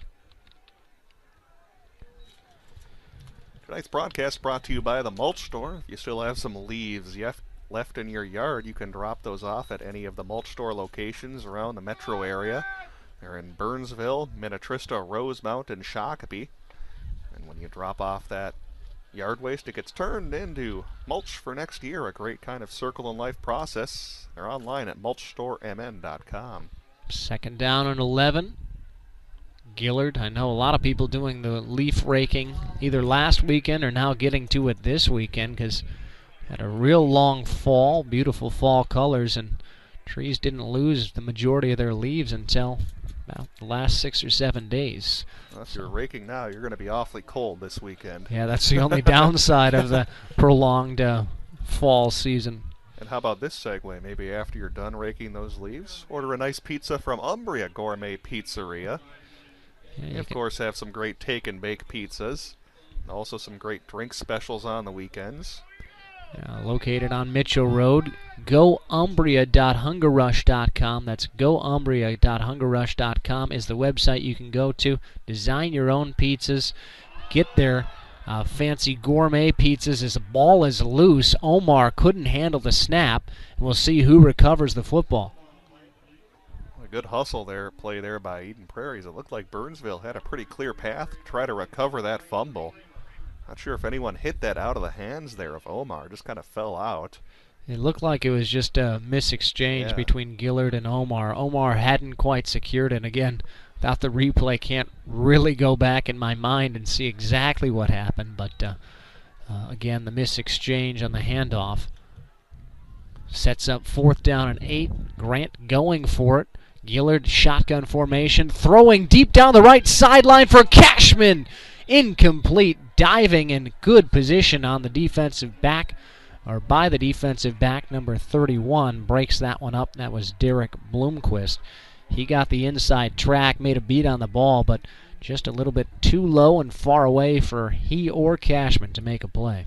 And the key there for Bloomquist is that he was looking for the ball the entire time, because if he was facing the receiver, he likely would have gotten himself a pass interference call. But since he was looking for the ball, he was able to make that little nudge there on Cashman to help push him out of the way. Overall, a great defensive play. It's kind of fun to see two normal cornerbacks going at it, trying to fight for the ball. And Cashman has come in over the last few weeks to play some wide receiver. As this quick hitter to the outside by Olsen. Great block on the far side of the field by another Olsen. Helps get a 1st down for the Blaze and set up good field position. On the 49-yard line, they switch fields and are in EP territory. Well, you can't relax here if you're Eden Prairie, as the Blaze have done a nice job moving the ball, especially here in this 3rd quarter. They had a nice drive going a moment ago where they just lost a fumble fighting for a few extra yards. Got to be careful here if you're EP. 1 touchdown, and the Blaze are right back in this thing. Martin with confidence in the pocket, now rushes to the outside. Lundy hits him, doesn't go down. Martin able to cross the original line of scrimmage and pick up some yardage. Lundy and Novak Gore seem to have him dead, caught dead in the backfield, but able to do a nice job running to at least pick up something positive out of that play. Only going to give him 1 yard. Stepped out of bounds a little bit more prematurely than at least my line of sight saw. But 2nd down and 9 from the 48 is the scenario. A handoff, first carry of the game, goes to Javonta Wilson. And he just power rushed off bouncing off a couple of Eden Prairie players for a first down.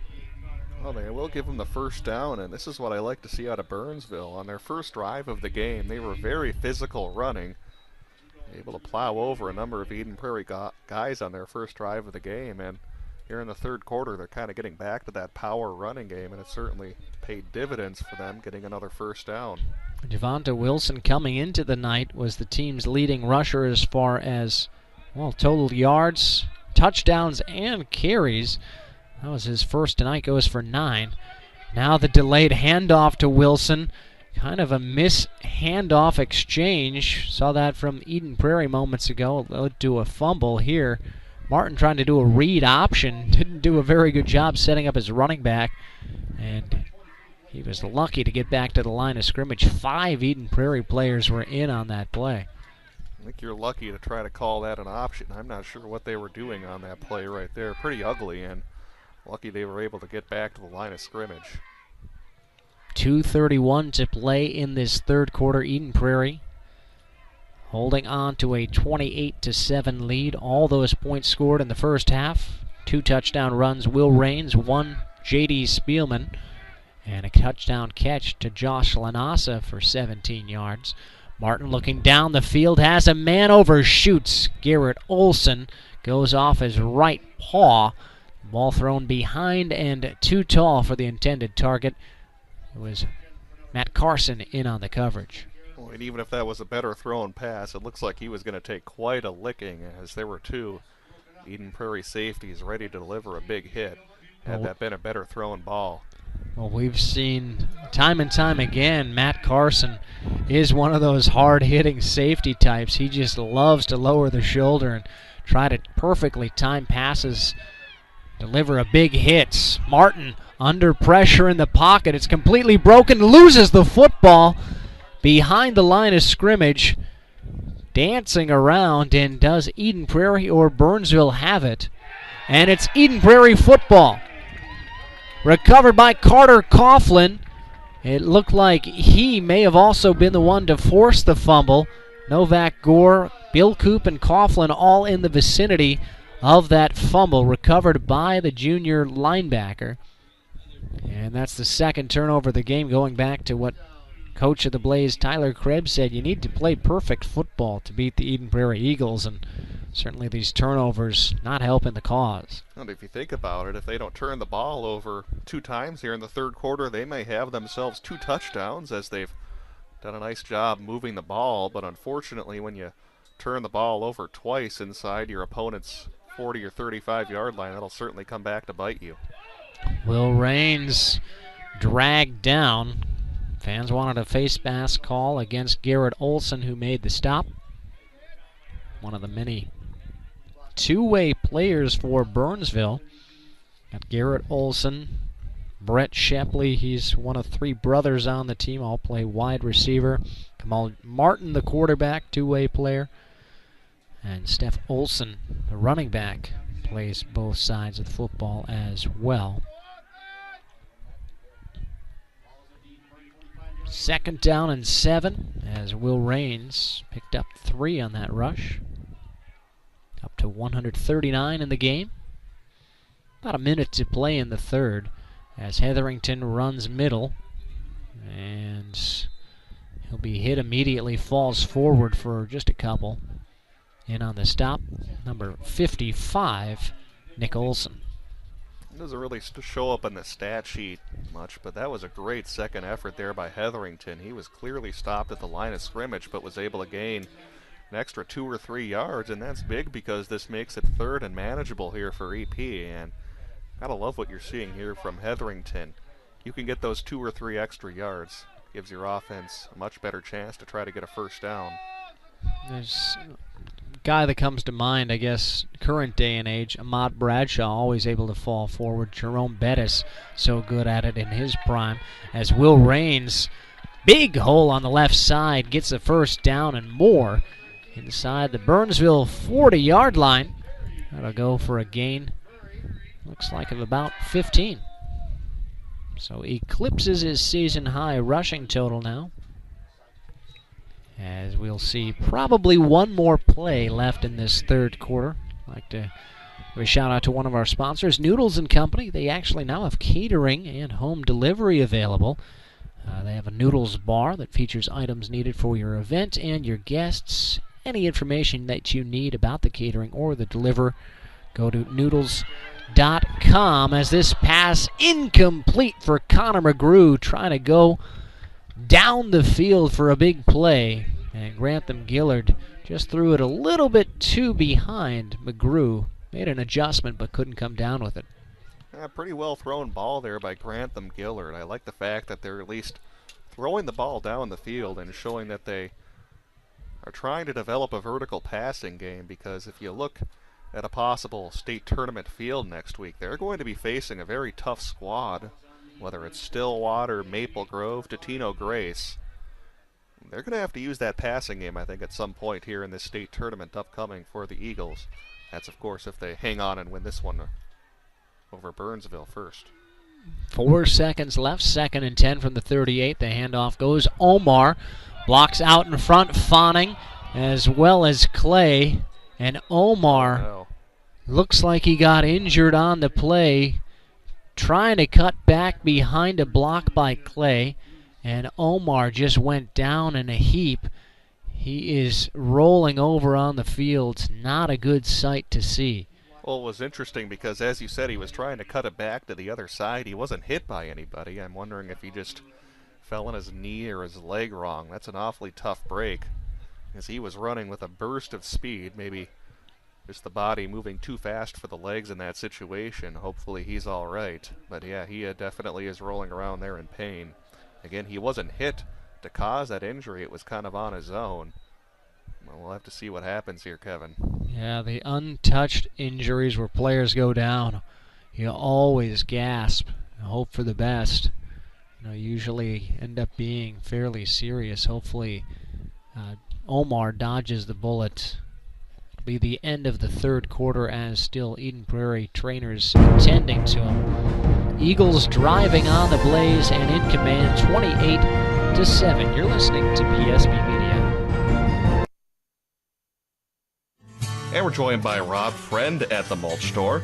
Rob, a lot of people are finishing up those fall projects, whether it's trimming trees or getting rid of all those leaves. What can people do with those materials once they're done? Well, they can bring their yard waste into any of our locations and dispose of it for a small fee. And after it's disposed of, we then process it and turn it into compost. It's also a very easy, straightforward process to stop in at any of those Mulch Store locations, correct? You just pull into any of the sites, you check in with the gate attendant and pay your small fee, and you're all set to go. And if people would like more information about the great products and services the Mulch Store offers, what's your website? mulchstoremn.com.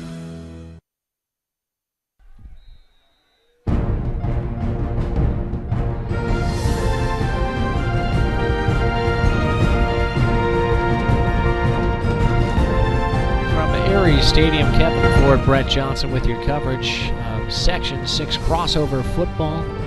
Eden Prairie on top of the blaze by 3 touchdowns, and Will Raines gets out into the open field to the 10-yard line. One man to beat, dives for the pylon, but they say out of bounds at the 3-yard line. Great effort there by the senior tailback, picking up 24 yards. Fantastic blocking out in front for him yet again. What a job there by Will Raines getting it outside, and let's see if they're going to have the replay up on the big scoreboard here. They will not. Look, at least from me, at kind of my weird angle, it didn't look like he stepped out, but the referee says he did, so they'll have it just inside the 5-yard line. So 1st and goal from the 3. Gillard under center, Clay and McGrew. The 2 wideouts, Hetherington pushing for the end zone. Is he in? Just shy, they say. Looking for his 2nd touchdown of the season. I have to wait at least for another turn. 2nd and goal from inside the 1. Well, if he didn't get in, that's got to be at about the 1 centimeter yard line. As Hetherington, as you said, just pushed and pushed and pushed. Very surprised they didn't mark him in the end zone. And I was talking a second ago about the 1 centimeter line, and that just about is where the ball is placed right now. Couple ticks of the clock into this 4th quarter. Eden Prairie pretty much trying to ice this one here, and Will Raines stands up into the end zone again. Only a couple inches to go. Even an inchworm could have gotten through that, and in good enough time. 3rd rushing touchdown of the game for Mr. Raines. It's to pad those touchdown stats as well, as Hetherington saying, come on, man, you just stole a touchdown You from vultured me. You don't need any more touchdowns. You got like 30 on the year. I don't think he quite has that many, but it seems like it. Getting close, Yeah. 27. Certainly should eclipse that. There's Eden Prairie can win a couple more games as that extra point attempt blocked by the Blaze. So Gould ends perfection on extra point tries. Now 2 for 3 in the game. John Kelly 2 for 2. And the score is 34-7 EP. You're listening to PSB. Green 18. When you're running the 2-minute drill and trying to get dinner on the table before the big game, go to your most reliable option, Umbria Gourmet Pizzeria of Eden Prairie. Umbria has delectable and hearty gourmet take-and-bake pizzas. And build your own options too. Go Umbria.hungerrush.com. By phone 952-374-6464. Choose your pizza and score. It's that easy. Go Umbria.hungerrush.com. Umbria Gourmet Pizzeria, Mitchell Road, Eden Prairie.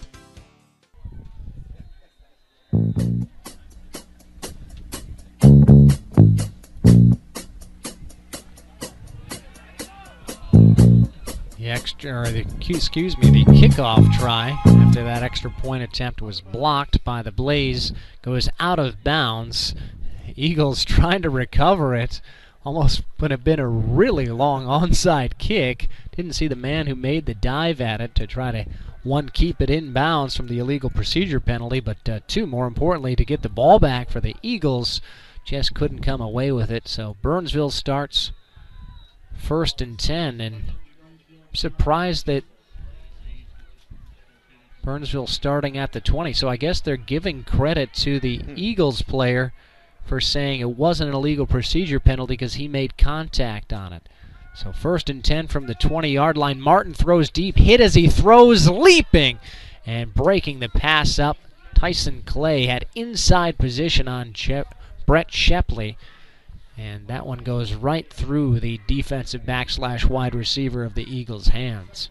Yeah, perfect coverage there by Clay playing DB, not giving the receiver any chance to get in position to make that catch, but as you brought up, definitely assisted by the hit on the quarterback as he was throwing it.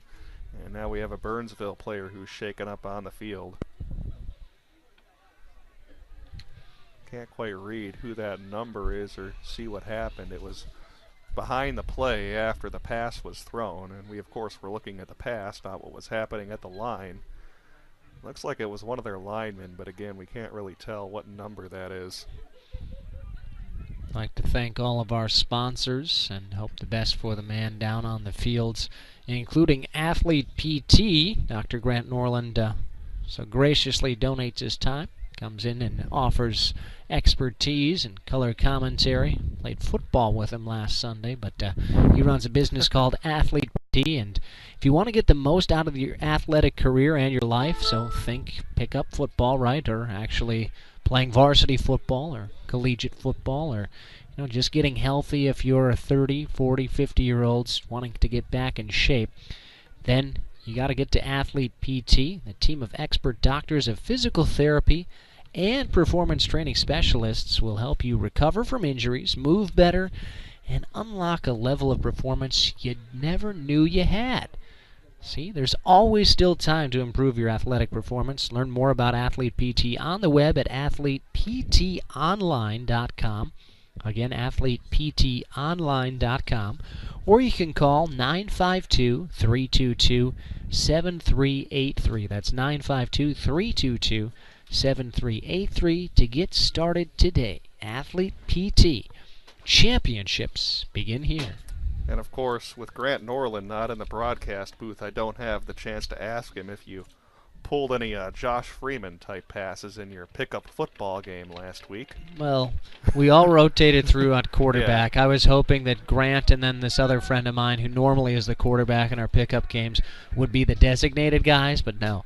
I ended up getting thrown into the fray, and Grant's like, "We need to get you to my quarterback's camp." I said, "Yeah, I know. I said, "I can catch, I can run, I can be a defensive back, make those type of plays. But I'm not a good quarterback." And he's like, "At least you know your strengths and weaknesses." I said, "Yeah, that's a consolation prize." Yeah.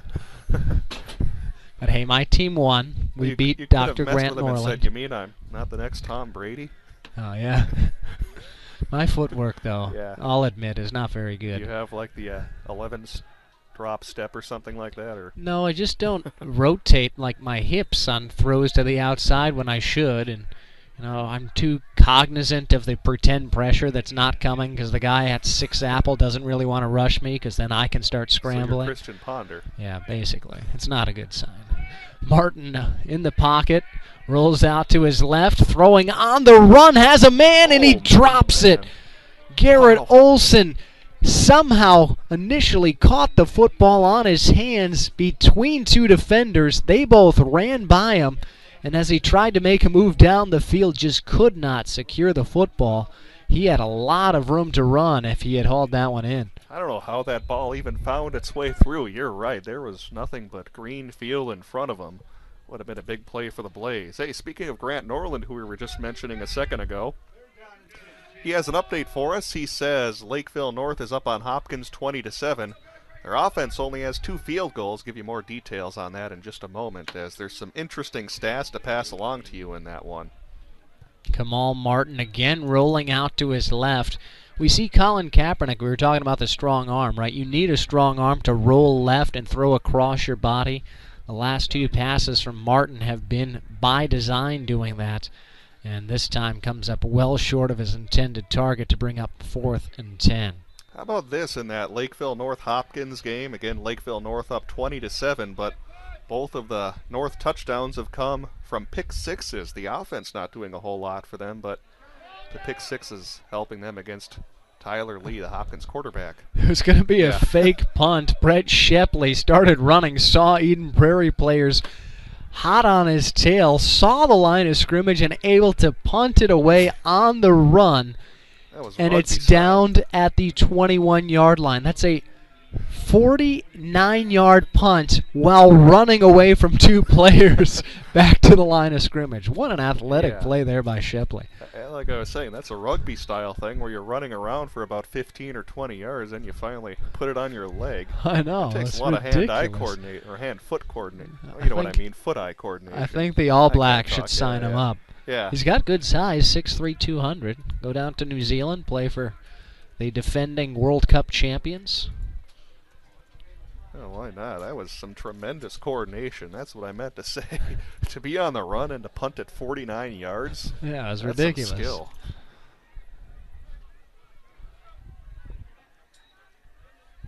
Eden Prairie's offense yet to be stopped tonight. Baniosi in at quarterback and not able to escape the tackle of Olson in the backfield. That's Steph Olson.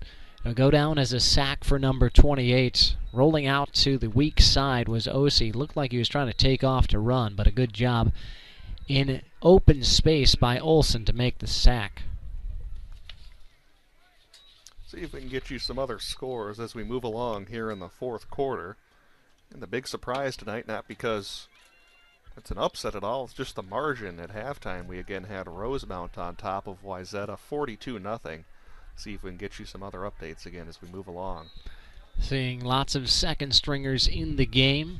Mention them as we see them.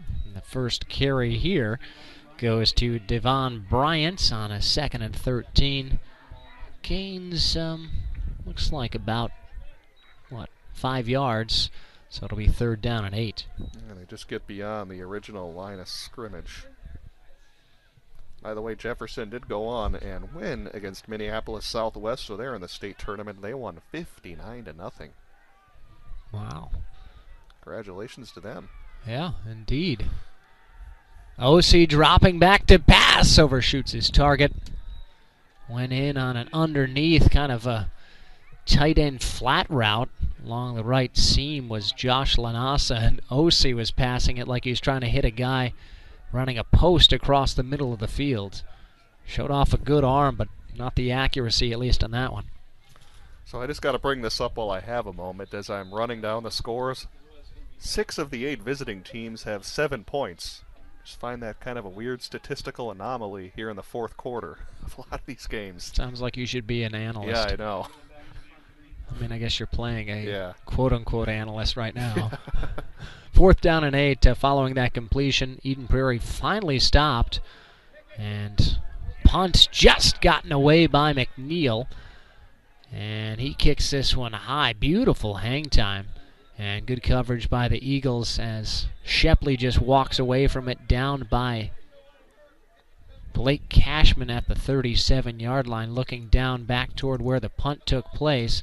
Looked like a guy who was going in to try to make a block of McNeil's kick. Got banged up. He's able to get up on his own, though, and jog off the field. 1st and 10 for Burnsville. Quickly run down the scores here before the next play very quickly. Prior Lake up on Egan 20-7. Lakeville North on top of Hopkins 23-7. Rosemount leading Wayzata 42-7. Mounds View over Blaine 41-7. Maple Grove on top of White Bear 28-0. Osseo Eastridge tied up at 17, while Totino leads Stillwater 29-6. Martin shotgun formation, handoff goes to Olson. He's swung down and tackled for a loss by Connor Novak Gore.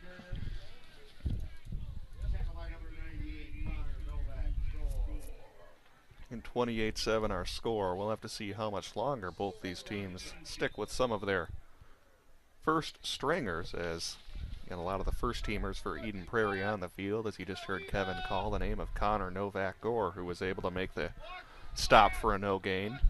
Looks like defensively all the starters still out on the field, as Martin is trying to just run to the outside. Not sure what play design that was. It's almost again a read option. Didn't want to give it to Javonta Wilson. And in a foot race, not going to win against these speedy linebackers. Ryan Christensen gets the tackle for a loss out of bounds. Loss of about 2. Yeah, I'm just not sure if that play has really been working out for Burnsville here in this game, where they try that quarterback rollout to the outside. I can't really think of any time throughout this contest where they've gotten a positive play out of that. Plenty of time to throw over the middle, and it's dropped by the reliable Brett Shepley right at the chains. Well, he was right at the chains, but he would have had a chance to pick up at least an extra 5 or 10 yards, as he did not have a defender within about 5 yards of him. As he said, the reliable Shepley with a very rare drop. Tough break there for the Blaze, as he would have had some field to work with. And now Martin, thrown 5 straight incompletions, sets up 4th and 12. The snap is rolled into the kicker, the punter Shepley, who again uses the field to his advantage, gets that forward roll, and is credited as the ball is down at the 18-yard line with a 46-yard punt this time. So standing still a little bit worse than on the run, I guess. He likes these challenging punts. Kind of looked like Brandon Crawford, the shortstop of the Giants, having to scoop up that punt. You aren't kidding. That rolled all the way into him. That didn't get any air at all. I'm surprised you can have that much accuracy as the long snapper, snapping it on the ground and getting it to go straight like that. Maybe he asked his long snapper to do something tricky. He's like, I need a challenge. 8 minutes left in the 4th. Eden Prairie back on the field. OC still in at quarterback. The toss out to Bryant. Slips one tackle, tries to cut it back toward the middle, and he's tackled right between the 2 and the 0. And so you can figure out where that is on the football field. A gain of 1.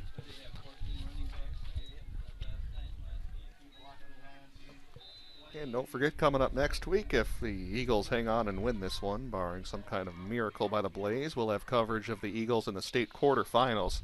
Not sure what day, as I do believe they're spread out between Thursday, Friday, and Saturday, so we should know by tomorrow, and we will have coverage of that game wherever and whenever that game will be held. Nowacki, the carry. And he'll gain about 2. That's rush number 13 on the season for about 54 yards. Brings up a 3rd down. And looks like about 8. So we'll give him 1 yard on the run. Burnsville again able to defeat Eastview. The first time they had gotten past round number 1 since 2010. It's also the last time they won 4 games in a season. You'd have to go back to 2006 for the last time Burnsville had a winning season, and that year they ended with a loss to Eden Prairie. Have not defeated the Eagles, but not very many teams have defeated the Eagles in the last 10 years. Only a couple tries, though, under their belt, as that one's intercepted by Olson on a pass across the body by O.C., working his way into the end zone for a possible touchdown. There are flags on the field right about where O.C. threw the pass, but for right now, Olson able to return that one for a touchdown. It is a holding call against Eden Prairie's offensive line. The first interception thrown by an Eagles quarterback in more than 2 seasons goes for 6, as again Olson returns that one to the house. That's quite a stat to bring up. No interceptions over the past 2 years, so Burnsville, credit them, doing something you don't normally see against Eden Prairie, getting not only an interception but a pick 6. It'd be fun to go back through the stats if we had them to see the last time they gave up a pick 6. Yeah, it was still no a heck idea. of a job by the DB to even get in the end zone. Had to dodge a couple of guys to get in, which, of course, with no interceptions, those Eden Prairie offensive players not too used to having to tackle guys. Exactly. The extra point try is converted. That's, again, their special teamer, number 18, Colton Van Dorp, to make it 34-14. 6:18 to play in the 4th quarter. You're listening to PSB Media. Pizza lover alert, just in case you haven't heard about Umbria Gourmet Pizzeria. I checked it out myself, and I love this place. When you come to an Umbria Gourmet Pizzeria, you get a true taste of Italy. Their pizzas are made with Umbria's signature homemade pizza sauce, fresh dough, made daily, never frozen, and the freshest, highest quality ingredients. I love their pizza, and you will too. Plus, there's more. Pasta, salads, desserts, and my new favorite, the calzone. Try the Italiano. Sweet Italian sausage, pepperoni, capicoli, salami, banana peppers, red onions, and of course, Umbria's signature pizza sauce, plus Romano and mozzarella cheeses. Now, if you've been trying to get to Umbria for a while, but you have just been too busy, let them make your pizza and then take it home and bake it in your own oven. You still get that great fresh from the oven taste, but you're already at home. We make you bake. That's what they call it. Order yours today at GoUmbria.com or stop in at Eden Prairie, Bloomington, Blaine, and Eagan. Umbria Gourmet Pizzeria.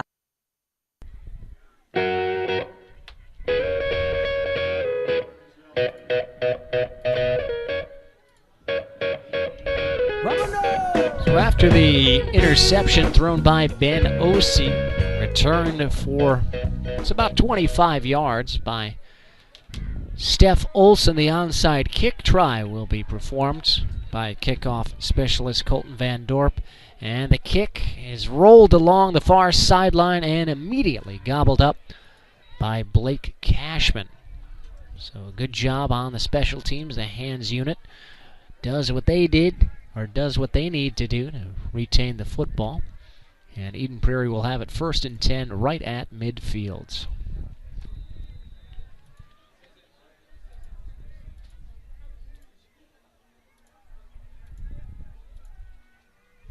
Don't forget, if you're a hockey fan, we'll have coverage of Eden Prairie hockey coming up this winter for both the boys and the girls. We'll have the home games of all of those teams, as well as select road games on PSBMN.com, so make sure you tune into that. We'll also have some basketball, wrestling, and swimming events as well coming up during the winter season. Milwaukee running to the outside on a sweep pass. New quarterback in is Jackson Randall. Had a completion last week, got no gain to Connor McGrew. Also completed a pass for -2 yards in week 1 against Minneapolis South. 2 for 3 passing this season. He's appearing in his 5th or 6th game. And being just a junior could be the future at the position for Eden Prairie. Again, O.C., a senior. So is Grantham Gillard. 2nd down and 9 after the pickup of 1.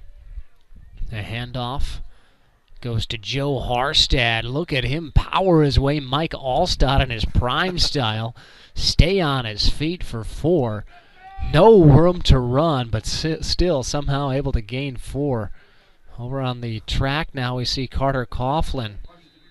Real gimpy, limping over to talk to some fans. So I like the dated Mike Allstott reference. He's been retired for at least 10 years. Yeah, well, there's no power fullbacks anymore. Well, that's true, yeah. Does any fullback ever run the football anymore? I'll give you that.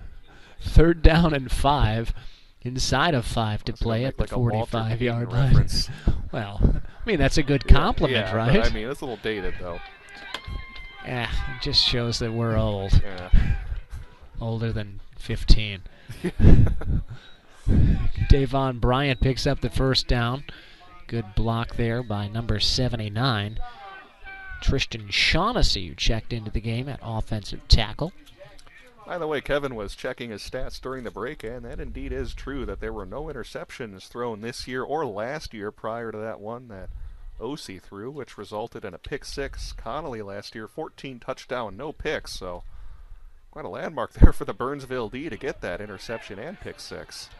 Oh, blasted. That is a hit. Kamal Martin, the quarterback and defensive back, comes up and just crushes Nick Saul. Who says quarterbacks can't hit? He tripped out of the gates. You know, if you're thinking of a sprinter out of the starting blocks, staggering to begin, and that was not a good place to be for Nick Saul in the open field, stumbling around, as again just blasted by Kamal Martin.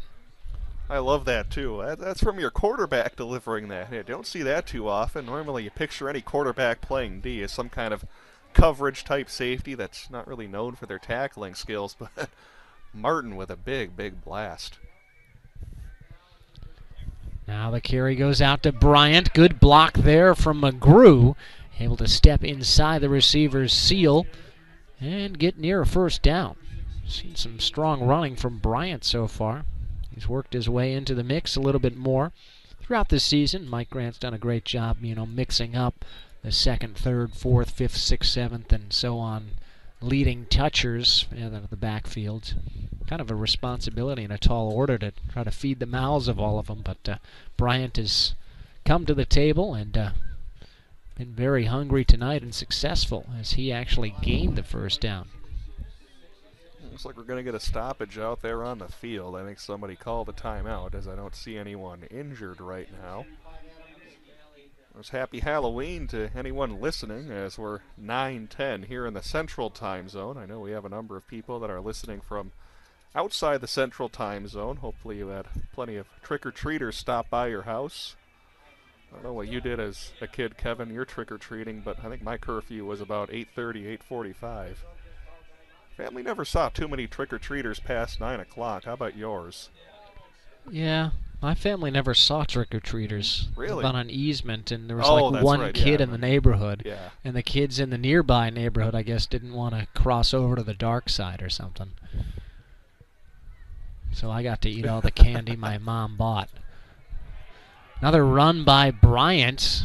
Uses blocks there from number 46 and 49. 46 is Grant Glazer. 49, TJ Conrad. He had a rush last week. His only carry of the season went for 22 and a touchdown. So a gain of 11 on the play for Bryant. Back-to-back 11-yard rushes in 5 carries now, up to 35 yards. 1st and 10 in the red zone with Randall under center. In the backfield, you've got Conrad playing the fullback, and he'll get the handoff. And to be met at the line of scrimmage, able to fall forward, so picks up positive yardage to about the 14. Only downside of not having video in this game due to the Section 6 restrictions, don't get to show some of the costumes you see out there in the stands. All the cheerleaders dressed up into different outfits. Same with the student section. over there to our left. Always fun to do. Kevin, I know you're dressing up later on tonight. Who did you say you're going to be? Wolverine's rival. Wolverine's rival, okay. Sabretooth. Sabretooth, gotcha. Got the fangs. Grew out my really crummy reddish beard. Have long hair now to try to use that makeshift, the old school X-Men style, of course, not Liev Schreiber. Yeah. I look nothing like Liev, so I've got to go with the blonde reddish looking Sabretooth. As that carry by Bryant goes for 2. Got some sheepskin I can drape over me, you know, to represent all the hair he's got. I've called a number of Halloween football games. I've never seen a coach dress up. That'd be a sight to see. Yeah. Are you not dressing up? I don't have any plans tonight. Getting a little too late since I won't be getting out of here till 10. Although speaking of coaches dressing up, Mike Grant doesn't really strike me as the kind of guy who would dress up in a Halloween costume. No, probably Just saying, not. yeah. 3rd down and 5 from the 12. The toss out to Bryant. Good seal blocks on the edge. Cuts it back. Got a great seal by Swartout, the running back. And he's able to cut it back inside the 5-yard line. Staggering on my words there because I was trying to see if he was going to actually be able to pull his way into the end zone. It is a 1st down. Stopped at about, looks like the 2.5, so a gain of 10. Yeah, great. A second effort to keep fighting and fighting. And, oh, they're actually going to mark him shorter than I thought. I thought he was inside the 1-yard line, but they're actually going to mark him down just outside the 3.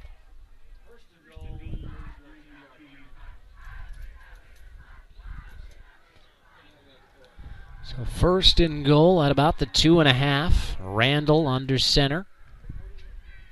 And he'll take the knee. We were inside of a minute to play. Mike Grant elects to not try to give his secondary unit a chance at scoring. And that'll be the final. Yeah, indeed, and that'll be the final play of this crossover game. All the Eden Prairie Eagles reserves, bench players jog out to the EP at midfield, waiting for their offensive unit that was on the field to accompany them in the sportsmanship handshake as we're down to the final 2 seconds, 1, and that'll do it officially. The 10th victory of the season for Eden Prairie. They advance to state in 6A with a 34-14 win over Burnsville. We'll come back for the Sun Current postgame show right after this.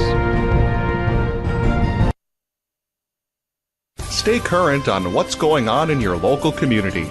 The Sun Current is a local community newspaper that serves several communities in the Southwest Metro, including Eden Prairie, Edina, and Bloomington. The Sun Current will keep you up to date with the latest comings and goings on your school board, city council, arts and entertainment, and community events.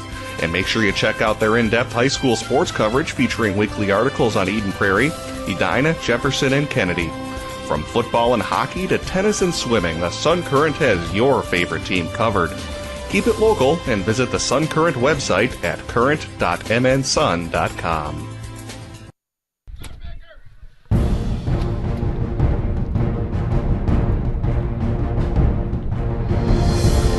This post-game show on PSB Media is brought to you by the Sun Current of Eden Prairie for the latest news, sports, recaps, feature stories, and highlights of games like this one here we heard this evening from Erie Stadium. You can either pick up the hard copy of the Sun Current every Thursday or go to current.mnsun.com.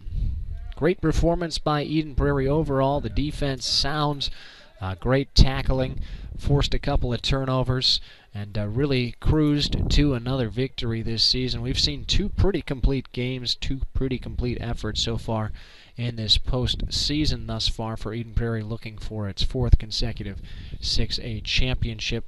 Winning this one 34-14. Will Raines, as he is pretty much every week, the bell cow, also the touchdown scorer. He ends up with 3 tonight to bring his total to 27 rushing touchdowns this year, to go with 5 receiving scores.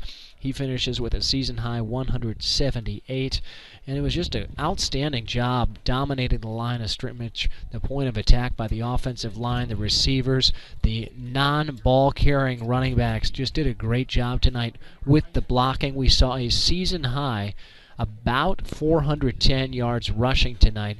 Previous best was just 302, so what an effort again by the ground attack for Eden Prairie to just total control this game and the tempo of the outcome. Burnsville did a nice job early on. They tied up Eden Prairie. Eden Prairie scored on its opening possession. They received the ball first, and that was a touchdown to Brett Shepley on a great catch using his athleticism and size. But, from there, Eden Prairie figured it out. They'd blitz some guys. They'd disguise the blitzes.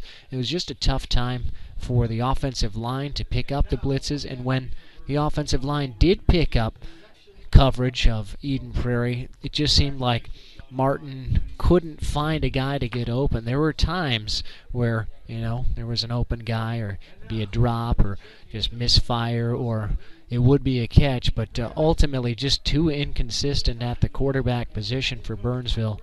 Factor that in with the fact that Eden Prairie's running game was just so fluid tonight, and it ends up being a pretty easy 34-14 win. Yeah, overall, I have to like the effort here if you're Eden Prairie, especially offensively. Will Raines, another big game. The rushing attack looking great, and also have to like the passing game as well. Gillard with that long pass to Lanasa to get them on the scoreboard early in this game.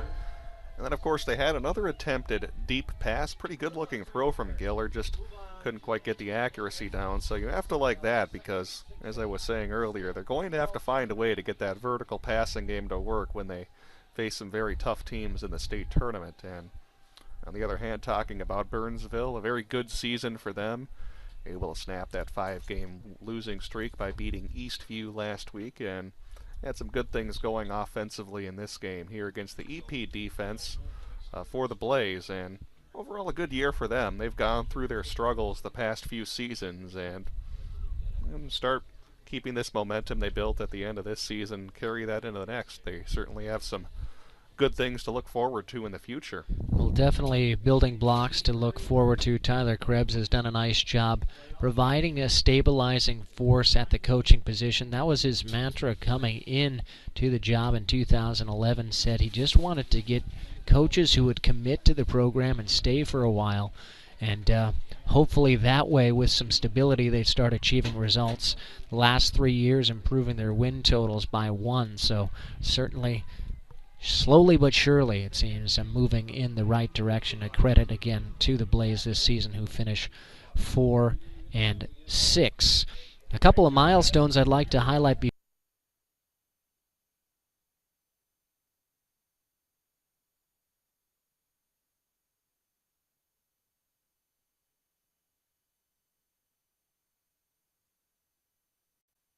if you include his Florida coaching totals, and now with 251. So accomplishment there for a long time and great coach Mike Grant.